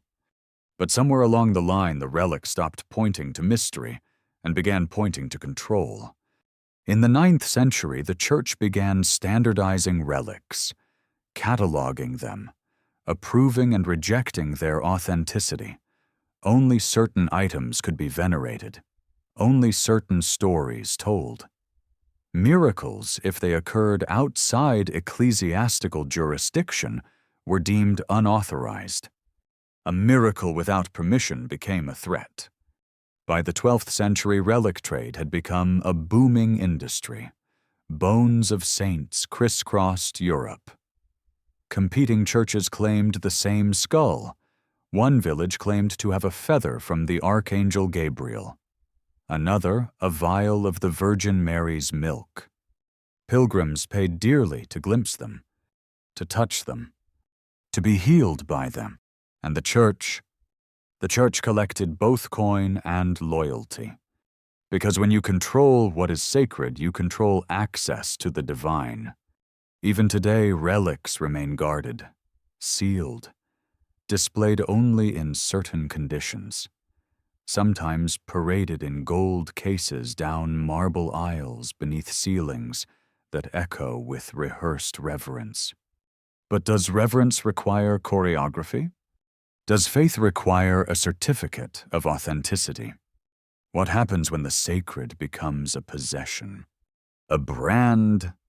There is a chapel in southern Italy said to contain a nail from the cross. It is displayed behind glass elevated above the altar. On the wall behind it, in Latin, are the words, "He suffered for, you kneel in gratitude." And beneath that inscription, carved faintly into the wood by an unknown hand. Would he have asked for this? The question lingers. Would Christ have wanted his blood kept in crystal? His bones divided among basilicas? His suffering commodified? And more disturbingly, what if the relics aren't what they claim to be? In 1960, a team of archaeologists re-examined relics housed in a French cathedral bones said to belong to a 3rd century martyr. Carbon dating placed them at just 300 years old. Too young. No match. When the findings were reported, the Church issued a brief statement: faith is not dependent on evidence. The shrine remained. So did the donations. So did the prayers. Because belief, when institutionalized, requires objects. And objects must be preserved, presented, guarded. There's a word for this: curation. And curation is not truth. It is selection. Framing. Narrative. So what if the Vatican's vaults hold relics not displayed? Objects too strange to explain. Artifacts from unknown origins. There are rumors always denied of stones that glow faintly in darkness, of scrolls written in pre-Christian scripts that speak of celestial beings not found in any gospel, of devices mechanical in nature buried alongside early bishops and labeled simply non-interpretari, do not interpret. In 1998, a Jesuit researcher named Father Corso wrote a paper privately circulated among colleagues claiming to have seen a metallic cross unlike any known alloy unearthed in the ruins of an abandoned chapel near Ephesus. He believed it predated the Church itself, possibly of Essene origin, possibly something else. The paper was suppressed. Corso was reassigned. The object, he wrote, pulsed when held. It disappeared shortly after. Why would the Church hide such a thing? Because a relic that cannot be explained cannot be claimed. And unclaimed power is a threat. So the known relics remain. Safe. Predictable. Approved. They live behind glass in halls of incense, and stained glass and Latin chants. And the unknown. That goes into silence, into vaults, into rooms that do not appear on maps. Not because they are evil, but because they are unmanageable. Faith for many is fragile. It must be fed carefully. Guided. Simplified. And that's what the relics provide: a tether. Not to God, but to story. To structure. To something you can look at and say, there. That bone, that nail, that cloth. That is holy. Because to look inward, to believe the sacred burns equally in the marrow of your own body, is far more terrifying. There is no glass case for that. No liturgy to contain it. No priest to interpret it. Only stillness. And the slow realization that what we call holy may not be what's behind the glass, but what has been waiting inside us, unrecognized, all along. There is a legend, undocumented, unverifiable, that in a hidden drawer of the Vatican museums lies a reliquary unlike any other. Not ornate, not labeled, just a small wooden box. Inside it, not bone, not cloth, but ash. When asked, a curator once said, "It's what remains of a relic that consumed itself." No further details were given. No record of its origin. Only a single note scrawled on yellowed parchment. Not all sacred things wish to be preserved. There is a catalogue in the Vatican Library with no title on its spine. Its leather is cracked, the gilding nearly worn away, as if it has been handled more than read. Scholars call it the list that doesn't exist. Its actual title, when you open the cover, is Scripta non legenda. Writings not to be read. It's not a list of books kept in the archive. It's a list of books removed from it. Entries are brief. Some contain only a single line, a name, a year, a location. Others are longer, annotated in a hurried Latin hand, often ending with the phrase damnatio memoriae, the condemnation of memory. Not simply banned, erased. These weren't just theological deviations. They were disappearances, accounts of visions that contradicted the hierarchy. letters from mystics who heard the divine but refused to submit their revelations for approval. Entire volumes written in dead dialects, their meaning never fully understood. But something in them was deemed dangerous, not because of what they said, but because of what they suggested. That truth may not always flow through official channels. That God may speak sideways, through broken voices, through forgotten tongues, through things that do not look holy at all. One such entry, dated 1731, mentions Liber Umbrae Dei, the Book of God's Shadow. No copy has ever surfaced. But the note describes it as a treatise of metaphors penned by an anonymous Benedictine who claimed to receive dreams of a divine presence too vast for language. He wrote that the Church had mistaken the reflection of God's will for its substance, that rituals were shadows cast by something larger flickering just beyond reach, that the representative was not a mouthpiece but a mirror, and often a distorted one. The manuscript was reportedly burned, but fragments were said to survive, passed hand to hand in secret, copied into margins, tucked into psalters under the guise of decorative script. One line returns like breath against a window. Beware the man who builds walls from echoes. What do you do with a church built not on prophecy, but repetition?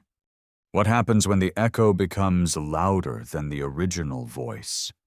And who controls which echoes get remembered? In 1964, a visiting scholar from Poland claimed to have seen a section of the Scripta non legenda that mentioned texts recovered from desert caves predating the Dead Sea Scrolls. These writings, he said, contained references to a council of voices, a community that believed no one person could interpret divine will alone. All decisions were made in circles. All revelations were communal. The texts, according to his report, were acquired by the Church. Quietly. Never published. Their very existence later denied. But in one recovered letter, partially translated by a third party before it disappeared, there is a line that reads, "Do not build thrones, do not raise pulpits. God has already spoken, and his voice is in the silence between you." The silence between, not the silence of isolation, but of mutual reverence. A holiness found not in declarations, but in listening. How do you institutionalize that? How do you market it? You don't. So you bury it. Because when belief becomes a structure, it fears the unstructured. When belief becomes a currency, it fears the unprofitable. And when belief becomes a lineage, it fears the voice that says, "I hear something new." But even buried, those voices return, like weeds through stone, like dreams that outlast doctrine. There is a stone slab in the basement of the Vatican museums, unsigned, untranslated, displayed with no explanation. It's etched in a script scholars call Proto-Etruscan, though some believe it's older. A single line loops across its surface like a question refusing to end. Unofficial translations vary. Some read, "The gods walk in the minds of the forgotten." Others say the divine is what remains when all names are taken. Both are unsettling, because they imply something beyond language, beyond permission, beyond representatives.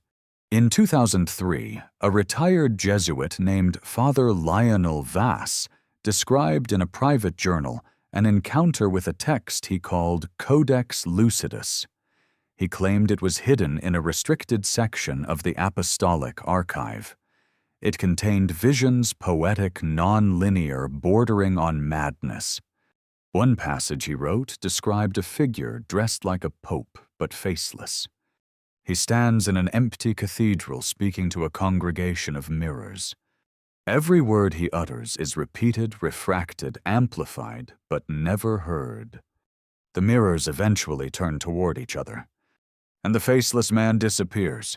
Father Vass's journal never reached publication. He died the following year. His personal copy of the journal was stolen during the funeral reception. The codex, if it ever existed, has not been acknowledged since, but its imagery persists. A faceless authority, a reflection without a source.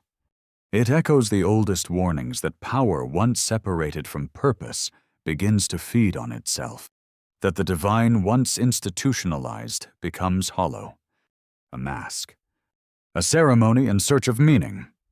And yet people still gather, still kneel, still light candles beneath icons, because somewhere deep beneath the layers of echo something real remains.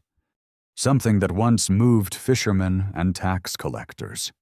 Something that sang in the catacombs.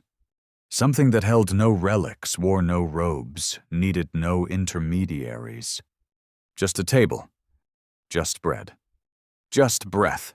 That something has never fully died. It waits. Not in the vaults. Not in the ceremonies, but in the pages no one was meant to read. In the voices no one was meant to hear. In the space between belief and obedience, where silence is not the absence of truth, but its beginning. There is a ritual no longer spoken of. It predates the Latin Mass, predates Rome, predates even the cross. Some call it Ordo Caecorum, the rite of the blind. Its name appears only once in church documentation, buried in the minutes of a 14th century ecclesiastical council in Avignon, under the category obsolete liturgies. No description is given. Only a single line in the margin scribbled by a cautious hand, removed for reasons of inversion. No further explanation. No definition of what was inverted. But the word lingers. Inversion. A turning. A flipping of the expected. Was it a rite where the congregation led the clergy, where the altar faced the crowd, where prayers were not directed upward, but inward?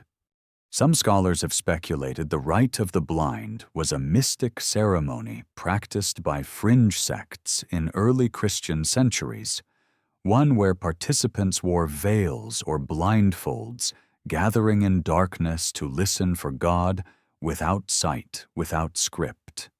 No homily, no hierarchy, just breath, stillness, and a question whispered into the silence. Who are you when no one tells you? It said that some monks continued the practice in secret long after it was banned, that it took place in forgotten chapels underground after curfew, that once a year all lights were extinguished and the brothers sat in a circle, no titles, no robes, until someone spoke. But only if moved. Only if the silence gave way to something else. And if nothing came, they waited, because not every silence must be filled. Not every ritual must be productive. The church eventually stamped it out, not through trials or flames, but through omission, by declaring it unnecessary. And the word unnecessary is its own kind of violence. It doesn't condemn, it erases. The Ordo Caecorum was never declared heretical. It simply stopped being mentioned.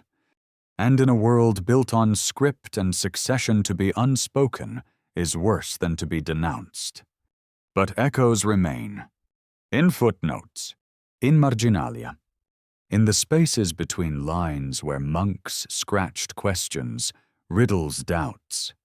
One parchment in the Vatican's collection, a damaged breviary from the 1100s, contains an unusual annotation beside Psalm 139. A verse about God seeing even in darkness. Next to it, a note. But does he speak in the light? It's unsigned. Likely never intended to be seen. And yet it was not erased. Perhaps the scribe didn't dare. Perhaps he hoped someone else would find it centuries later and wonder as he had if light was always necessary for revelation. or if sometimes the veil revealed more than the torch. The Vatican holds tight to light, to gold, to certainty. Its rituals are meticulously lit, choreographed, controlled. Every motion scripted, every garment symbolic.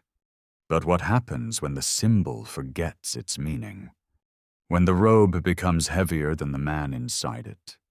There's a phrase carved into the inner stone of the Lateran baptistry. Here the people are born of water and spirit. It is beautiful, poetic. But someone centuries ago scratched another line into the base of the font, nearly invisible now. But what of those born before water? It's a haunting question. What of those who came before baptism, before doctrine, before institution? Were they unblessed? Or were they free? In the early church, baptism was not a moment. It was a journey, a process, sometimes lasting months, even years. Candidates learned in circles guided not by priests, but by community elders. They were not taught what to believe, but how to listen. To themselves, to others, to what stirred in the space between words. Water, when it came, was not magic. It was a recognition, an outward sign of an inward knowing. Over time, the ritual changed, shortened, simplified, sanctioned. Eventually, it became something administered, not encountered. And what is administered must be authorized, and what is authorized must be controlled. So the journey became a moment. The elder became a cleric. The circle became a line, and the mystery became a requirement. That's what happens to sacred things when they become institutionalized. They shrink, not in beauty, but in invitation. They stop asking. They start instructing. The Vatican, to its credit, has preserved much. Art, music, architecture. It has kept candles lit when the world around burned. But what has been lost in the process, what was buried to make room for marble, what was silenced to make room for sermons, there is a sealed letter in the archive dated 1792. Its author unknown. Its contents partially revealed through a leaked inventory list. The final line reads, "If the Church fears the dark, it has already forgotten who made the night." That line was redacted in the final inventory. But someone remembered it, wrote it down again, and now it floats online in margins in notebooks passed between seekers. Truth, after all, doesn't always need a pulpit. Sometimes it prefers a whisper, a stray sentence, a question at the edge of ritual. Sometimes truth hides in the dark on purpose, because only there can we realize how much of our worship has been theater, how much of our obedience has been habit, how much of our faith has been inherited, not chosen. And sometimes in that dark something stirs, not a voice, not a miracle, just a quiet realization that perhaps the divine doesn't need a ritual to arrive, that perhaps it never left, that perhaps it has been sitting with us all along in the places we were told not to look, waiting for us to ask the one question no representative ever wants to hear. Who gave you permission to speak for what lives inside me? There was once a library beneath a monastery that no longer exists. Not beneath the Vatican, not in Rome. Far from marble and gold, this library was carved into a mountainside in Anatolia, hidden behind stone walls and accessed only through a narrow spiral staircase. The records refer to it simply as the dust room. It held books not found anywhere else, manuscripts in Aramaic, Coptic, Syriac, books with no authors, only initials, fragments stitched together by candlelight, scrolls of hymns no one dared to sing aloud, pages that bled with corrections, crossed out lines, words rewritten with trembling hands, prayers with no punctuation, According to a single surviving letter from a 17th century Jesuit envoy, the monks of that mountain were not guardians of orthodoxy.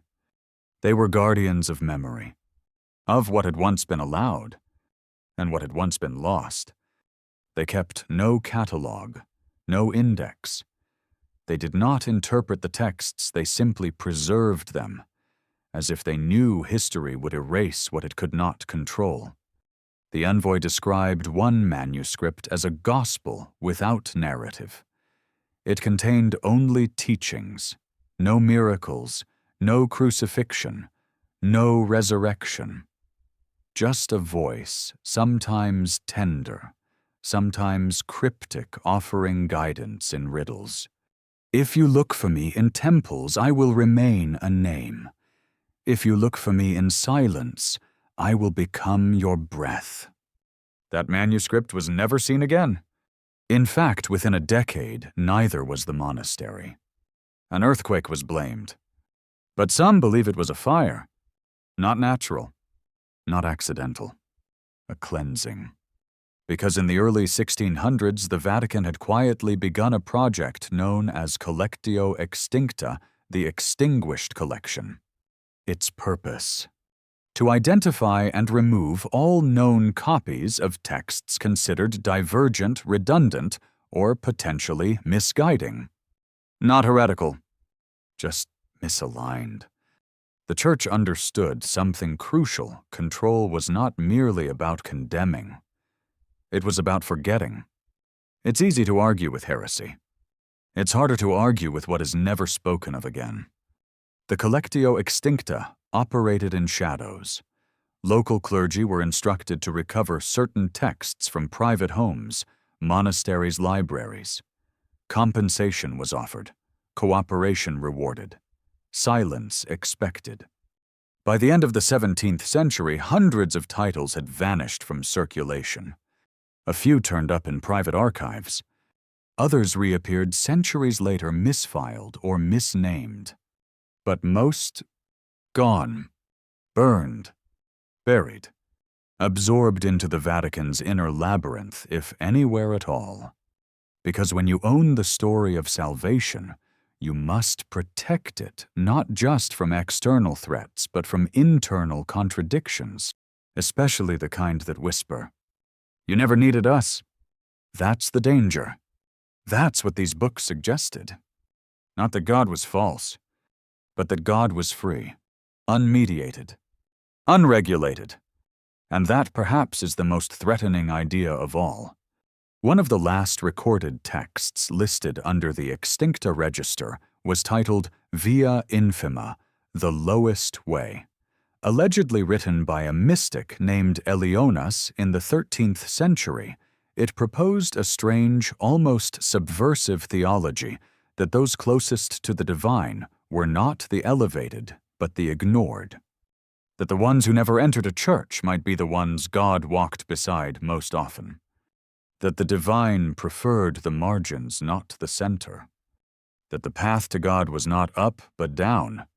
Low, hidden, human. The book was declared incompatible with the dignity of the Church. All known copies were seized. But one excerpt survived, quoted in the notebook of a wandering friar. "The kingdom of heaven is not found above the altar, but beneath the feet of those you forget." That line alone was enough to unsettle the hierarchy. Because if heaven was not above but below, what need was there for thrones?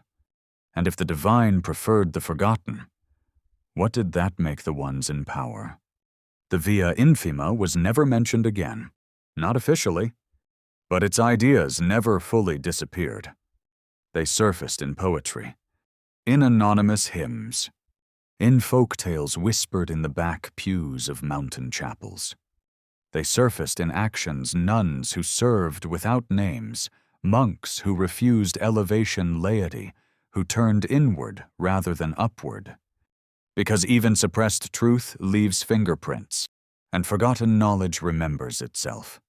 In 1943, during renovations at a rural basilica in southern France, workers uncovered a hidden compartment beneath the floorboards of the sacristy. Inside a small wooden box, wrapped in linen sealed with wax, its contents included a series of handwritten pages in Latin unsigned. The handwriting did not match any known scribe of the region.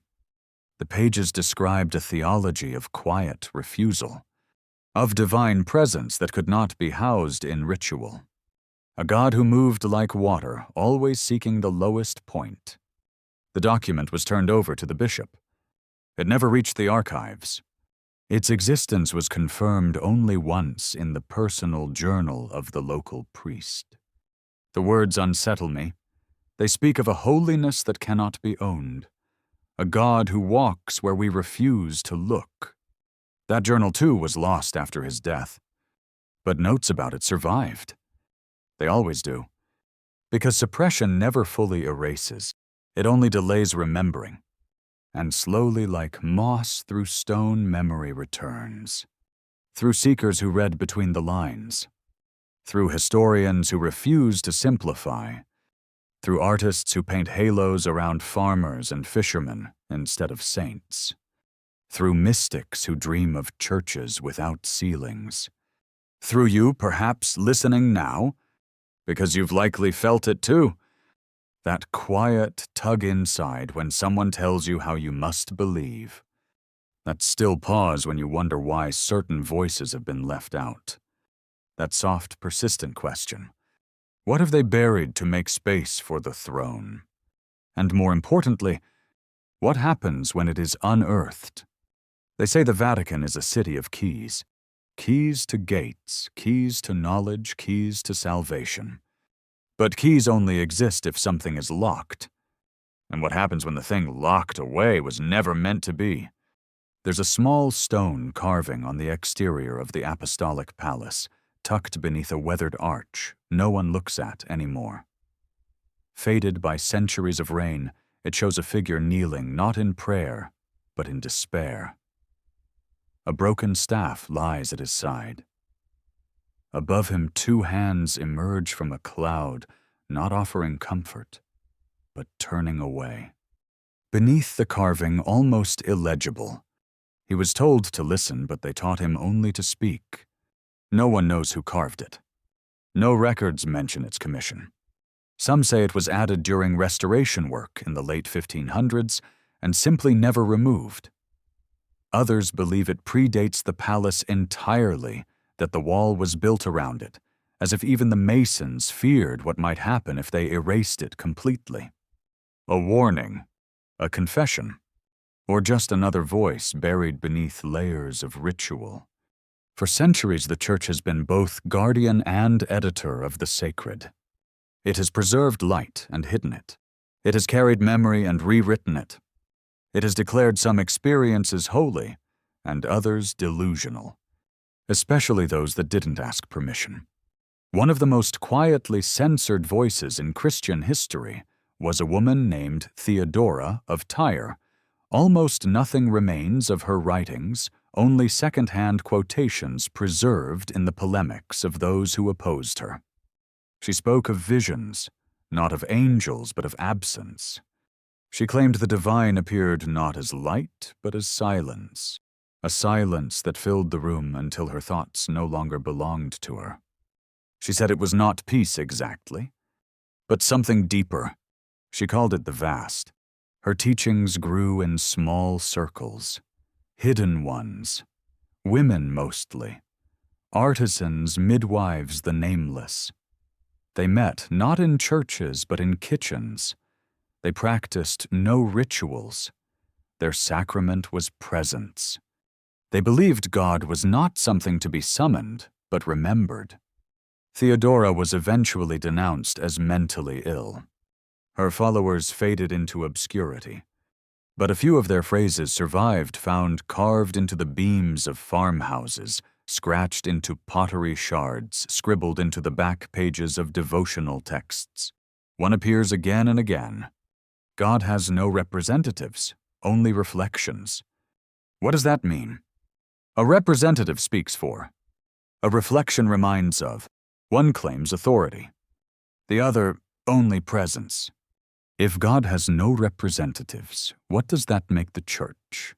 What does it make the Pope? A bridge, or a barrier, a guide, or a guard? These are uncomfortable questions, and discomfort historically has been treated as dissent, especially when it challenges the premise that salvation must be administered. There's a passage in the Vatican Catechism article 882 that declares, "The Pope Bishop of Rome and Peter's successor is the perpetual and visible source and foundation of the unity both of the bishops and of the whole company of the faithful." Perpetual, visible, foundational. But what of the invisible, the inner, the trembling? What of those who never entered a basilica, but still knew the sacred when the wind passed through the trees? Are they outside, or are they simply inconvenient? The Church has always claimed universality. Catholicus, according to the whole, but the whole has never been invited to speak, only to listen, and even then selectively. In the 1930s, an African theologian named Ndala Bantu wrote a series of reflections blending Christian teachings with indigenous cosmology. He suggested that Christ's message echoed older tribal understandings of unity, respect for the earth, and ancestral presence. He submitted these reflections to a Jesuit order in hopes of collaboration. They were returned unread. No reason given. No dialogue offered. He died in obscurity. His words resurfaced decades later, preserved in the oral traditions of his village. One phrase stands out. The river does not ask the mountain how to flow. Perhaps that's what representation has always done. Redirected the river. Claimed it needed permission. Needed supervision. Needed hierarchy. But rivers, when dammed, remember their paths. They cut new ones. Quietly. Patiently. Until they return to sea. In the mid-20th century, as the Second Vatican Council reimagined parts of church life, allowing the vernacular encouraging ecumenism, some believed the walls were finally cracking. That perhaps the Church was ready to rejoin the conversation, not as a ruler, but as a participant. But the change was partial, conditional, and the structure heavy with centuries remained. Because representation once claimed is hard to surrender, especially when it becomes identity. There's a private hallway in the Vatican museums that few ever walk, lined with portraits of every pope in history. Dozens of faces, some serene, some proud, some haunted. At the end of that hallway, a blank canvas hangs, reserved for the future, the next successor, the next voice, the next gatekeeper. But what if no portrait was ever needed? What if the wall had been left bare? What if holiness was never meant to have a face? Just a presence, just a space, just a mirror held gently to the soul. And in that mirror, not a pope, not a bishop, not a saint, but you, just you, and the vast. They say there is music in the Vatican no one has heard in centuries, not because it was forgotten, but because it was forbidden.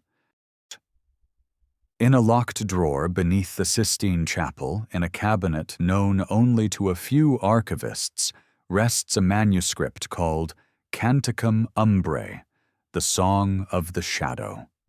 It is not listed in the general catalogue. Its name appears only in a 19th century inventory of unperformed compositions, with a note beside it in red ink, non licet audiri. It must not be heard. No explanation is given. No composer named. No data fixed. Just a composition in 8 parts, written in a musical script, so ancient it predates Gregorian notation. The notes flow like a river, no staves, no bar lines. It's not meant to be conducted. It's meant to be followed. Some scholars believe it originated in a forgotten monastic order that used music not as performance, but as invocation, a kind of spiritual mirror. They believed certain combinations of tones opened what they called the breath behind the veil, an awareness beyond thought, beyond word. In their theology, there were no priests, only listeners. And only when all listeners harmonized not in pitch, but in presence did the divine appear. It wasn't spectacle. It was surrender. The Vatican never acknowledged the manuscript publicly. But according to one former musicologist, fragments were tested in private, performed softly in the dead of night by a single singer in a sealed chamber. He said the music didn't behave. It didn't follow the rules of resonance. It seemed to vibrate where no sound should be. He called it disquieting, not because it was dissonant, but because it made the room feel aware. Shortly after submitting his report, he was reassigned. The fragments were refiled. The experiment ended. Why? Why would a church that celebrates sacred music fear a song? Because music bypasses the intellect. It slips beneath dogma. It stirs something primal, something wordless.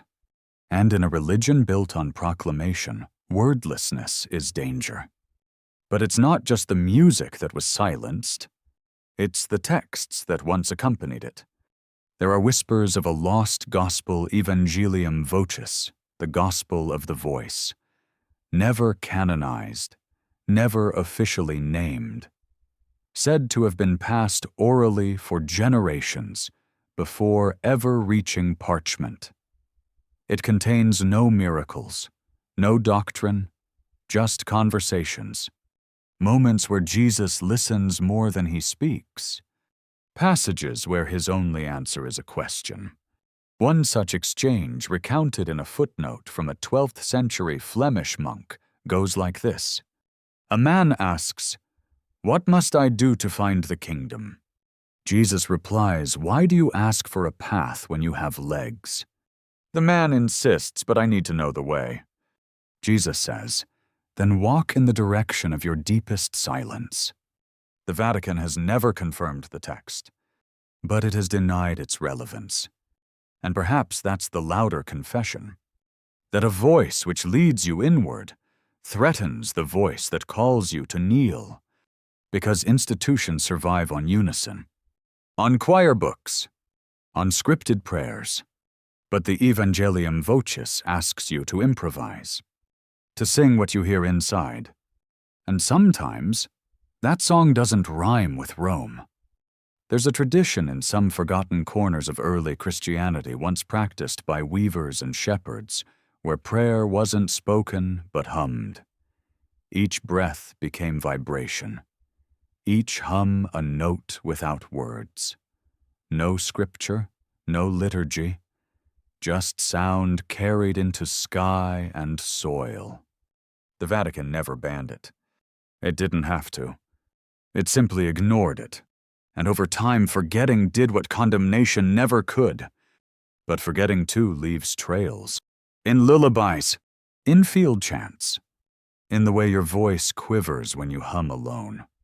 Even now, some claim to hear the Canticum Umbrae without knowing its name. A melody that comes in dreams, a sequence of tones that arrives while sitting by candlelight. No sheet music, no training, just a memory, like the echo of a door that was never opened, but always known. What if the church feared that door? Not because of what was behind it, but because of what it would reveal about the walls they built instead. Walls of theology, walls of hierarchy, walls of doctrine so tight they left no room for improvisation. And yet God, as whispered in the shadow texts, improvises constantly. Through wind, through silence, through the breath that enters your lungs without permission. No intermediary needed, just presence, just attention. So why the need for representation? Why the need to assign a single man the power to speak for what lives in everyone? Perhaps it was never about divinity. Perhaps it was about predictability. Because if you allow everyone to listen, they may not all hear the same thing. And if they don't hear the same thing, they may stop obeying the same orders. So the music was hidden, the voice rebranded, and the silence replaced with speech. But still sometimes the music returns, in half sleep, in the low hum of a train, in the spaces between words. And when it does, it never asks for belief, only permission. To be heard, to be remembered, to be sung softly, privately, without audience. A sacredness not performed but inhabited. Maybe that's what the gospel of the voice was always trying to say. That God doesn't wait in churches. He waits in breath, and he sings, with or without you. There is a corridor inside the apostolic archive that doesn't appear on any tour. It isn't hidden, it isn't locked, but it's always passed by. A narrow hallway, low ceiling, faded tile. The air is cooler here, stiller, lined with shelves that hold no books, only boxes, identical, unlabeled, dust thick enough to blur the line between object and time. Archivists call it the quiet wing, not because of noise, but because of absence. These are the files too delicate to destroy, too inconvenient to display. Records of events that never made it to doctrine, visions too difficult to categorize, prophecies left unanswered, saints never canonized. One such figure was Elia of Damascus. You won't find her in the Vatican's martyrology. No feast day, no statue. But for a time, her name moved through the early church like wildfire. She claimed no visions, no stigmata, no divine messengers, only a dream repeated across 3 decades. In it, a figure with no face stood on the steps of a grand cathedral and whispered, "I never asked for this." Each time the dream came, she would wake in tears. Not from fear, but from recognition. Elia's teachings were simple. God needed no palace, no throne, no representative. She taught in homes, on hillsides, in graveyards. She gathered not believers, but rememberers.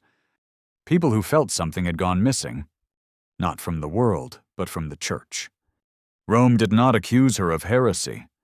It did not burn her. It did not even mention her. Instead, it erased. Letters went undelivered, writings confiscated, followers intimidated, her burial site unmarked. But some remembered. A broken tile found in the ruins of a basilica in Syria bore an inscription. Elia walked with the forgotten, and that is where God met her. A sentence. That's all that remains.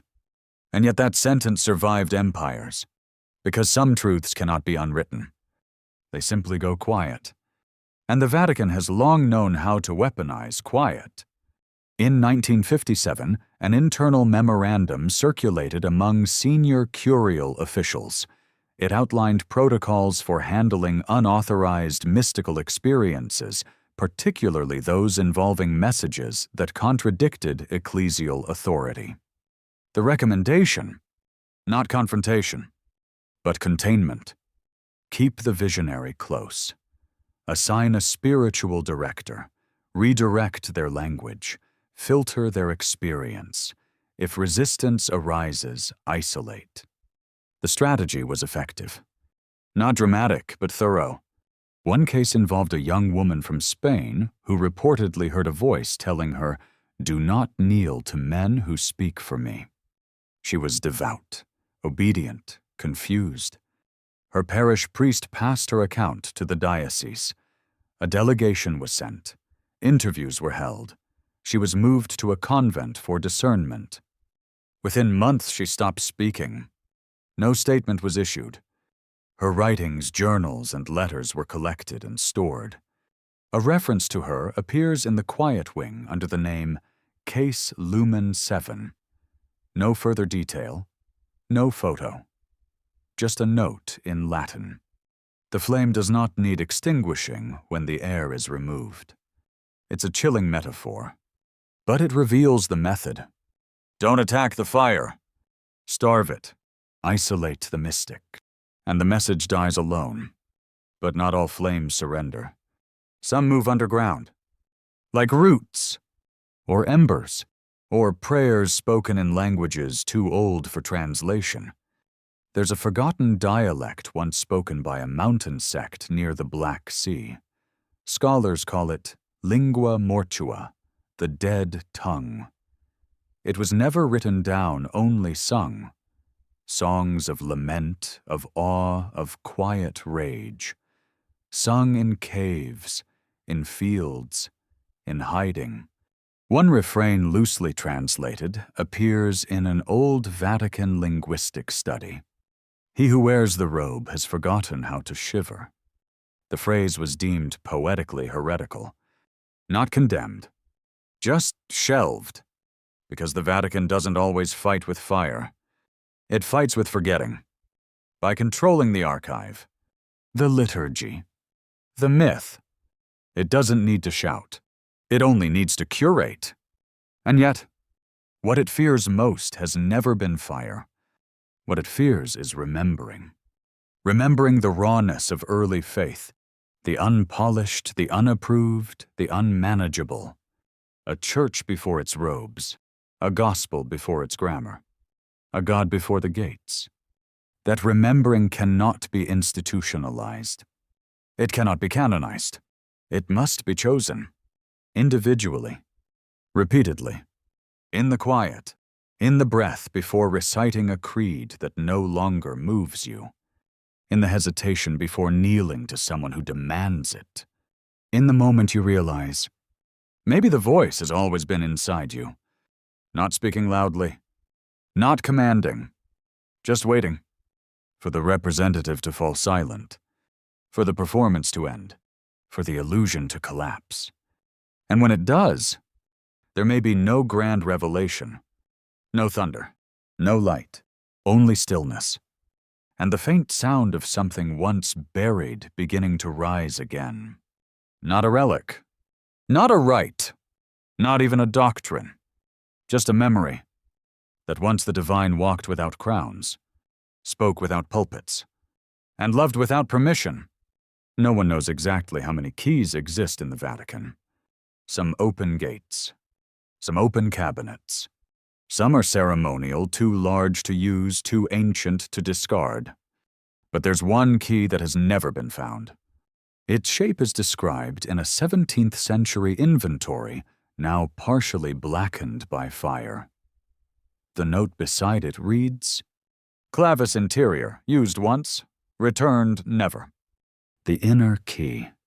Used once, returned never. Some say it opened a door that no longer exists. Others claim the door still stands, but only on the inside. A passage not of marble or wood, but of memory. A way out. Or maybe a way in. We have wandered through shadows, through forgotten manuscripts, sealed archives, forbidden melodies, erased names. We've followed echoes that led not to certainty, but to something stranger, something truer.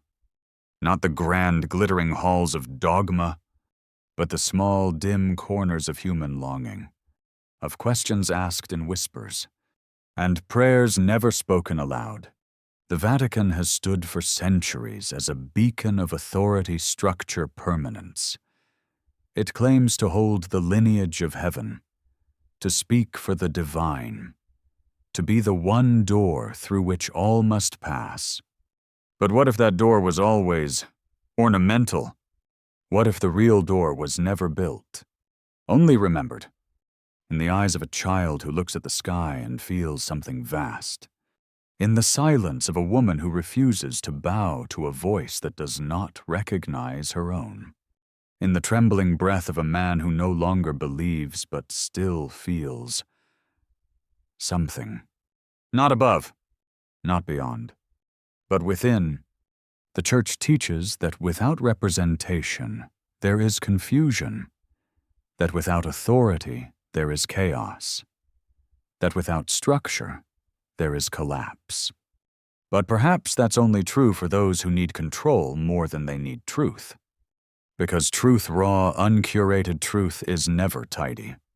It does not follow protocol. It doesn't wear robes. It does not wait for permission.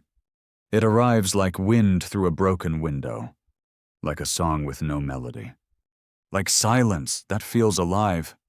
Somewhere in the depths of the Vatican vaults, between ledgers and relics, dogmas and doubts, there is a single sentence inscribed into the binding of an unmarked book.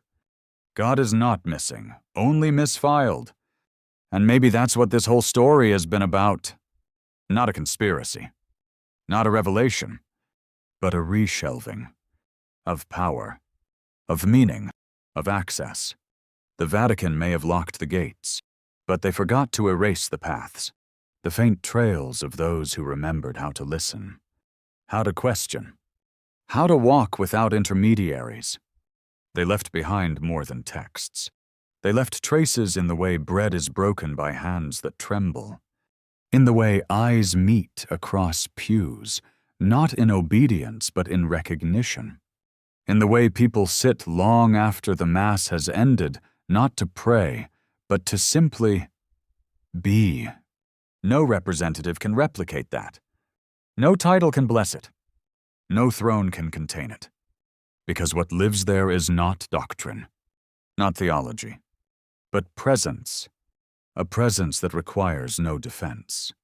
Only space. The Church has always feared empty space, because it cannot be organized, catalogued, enshrined. But that is where the divine has always lived. In absence, in breath, in the room between words, in the gap between the sacred and the claimed. And so we arrive here 20 parts later, not with an answer, but with a return. A return to the first question. Did God ever need a representative? Or did we build this cathedral of hierarchy because we feared being alone? Because we feared the intimacy of a God who doesn't speak from thrones, but from within? Perhaps the Vatican has always known. Perhaps that is why it guards not just what has been revealed, but what has been removed. Perhaps its silence is not ignorance, but memory.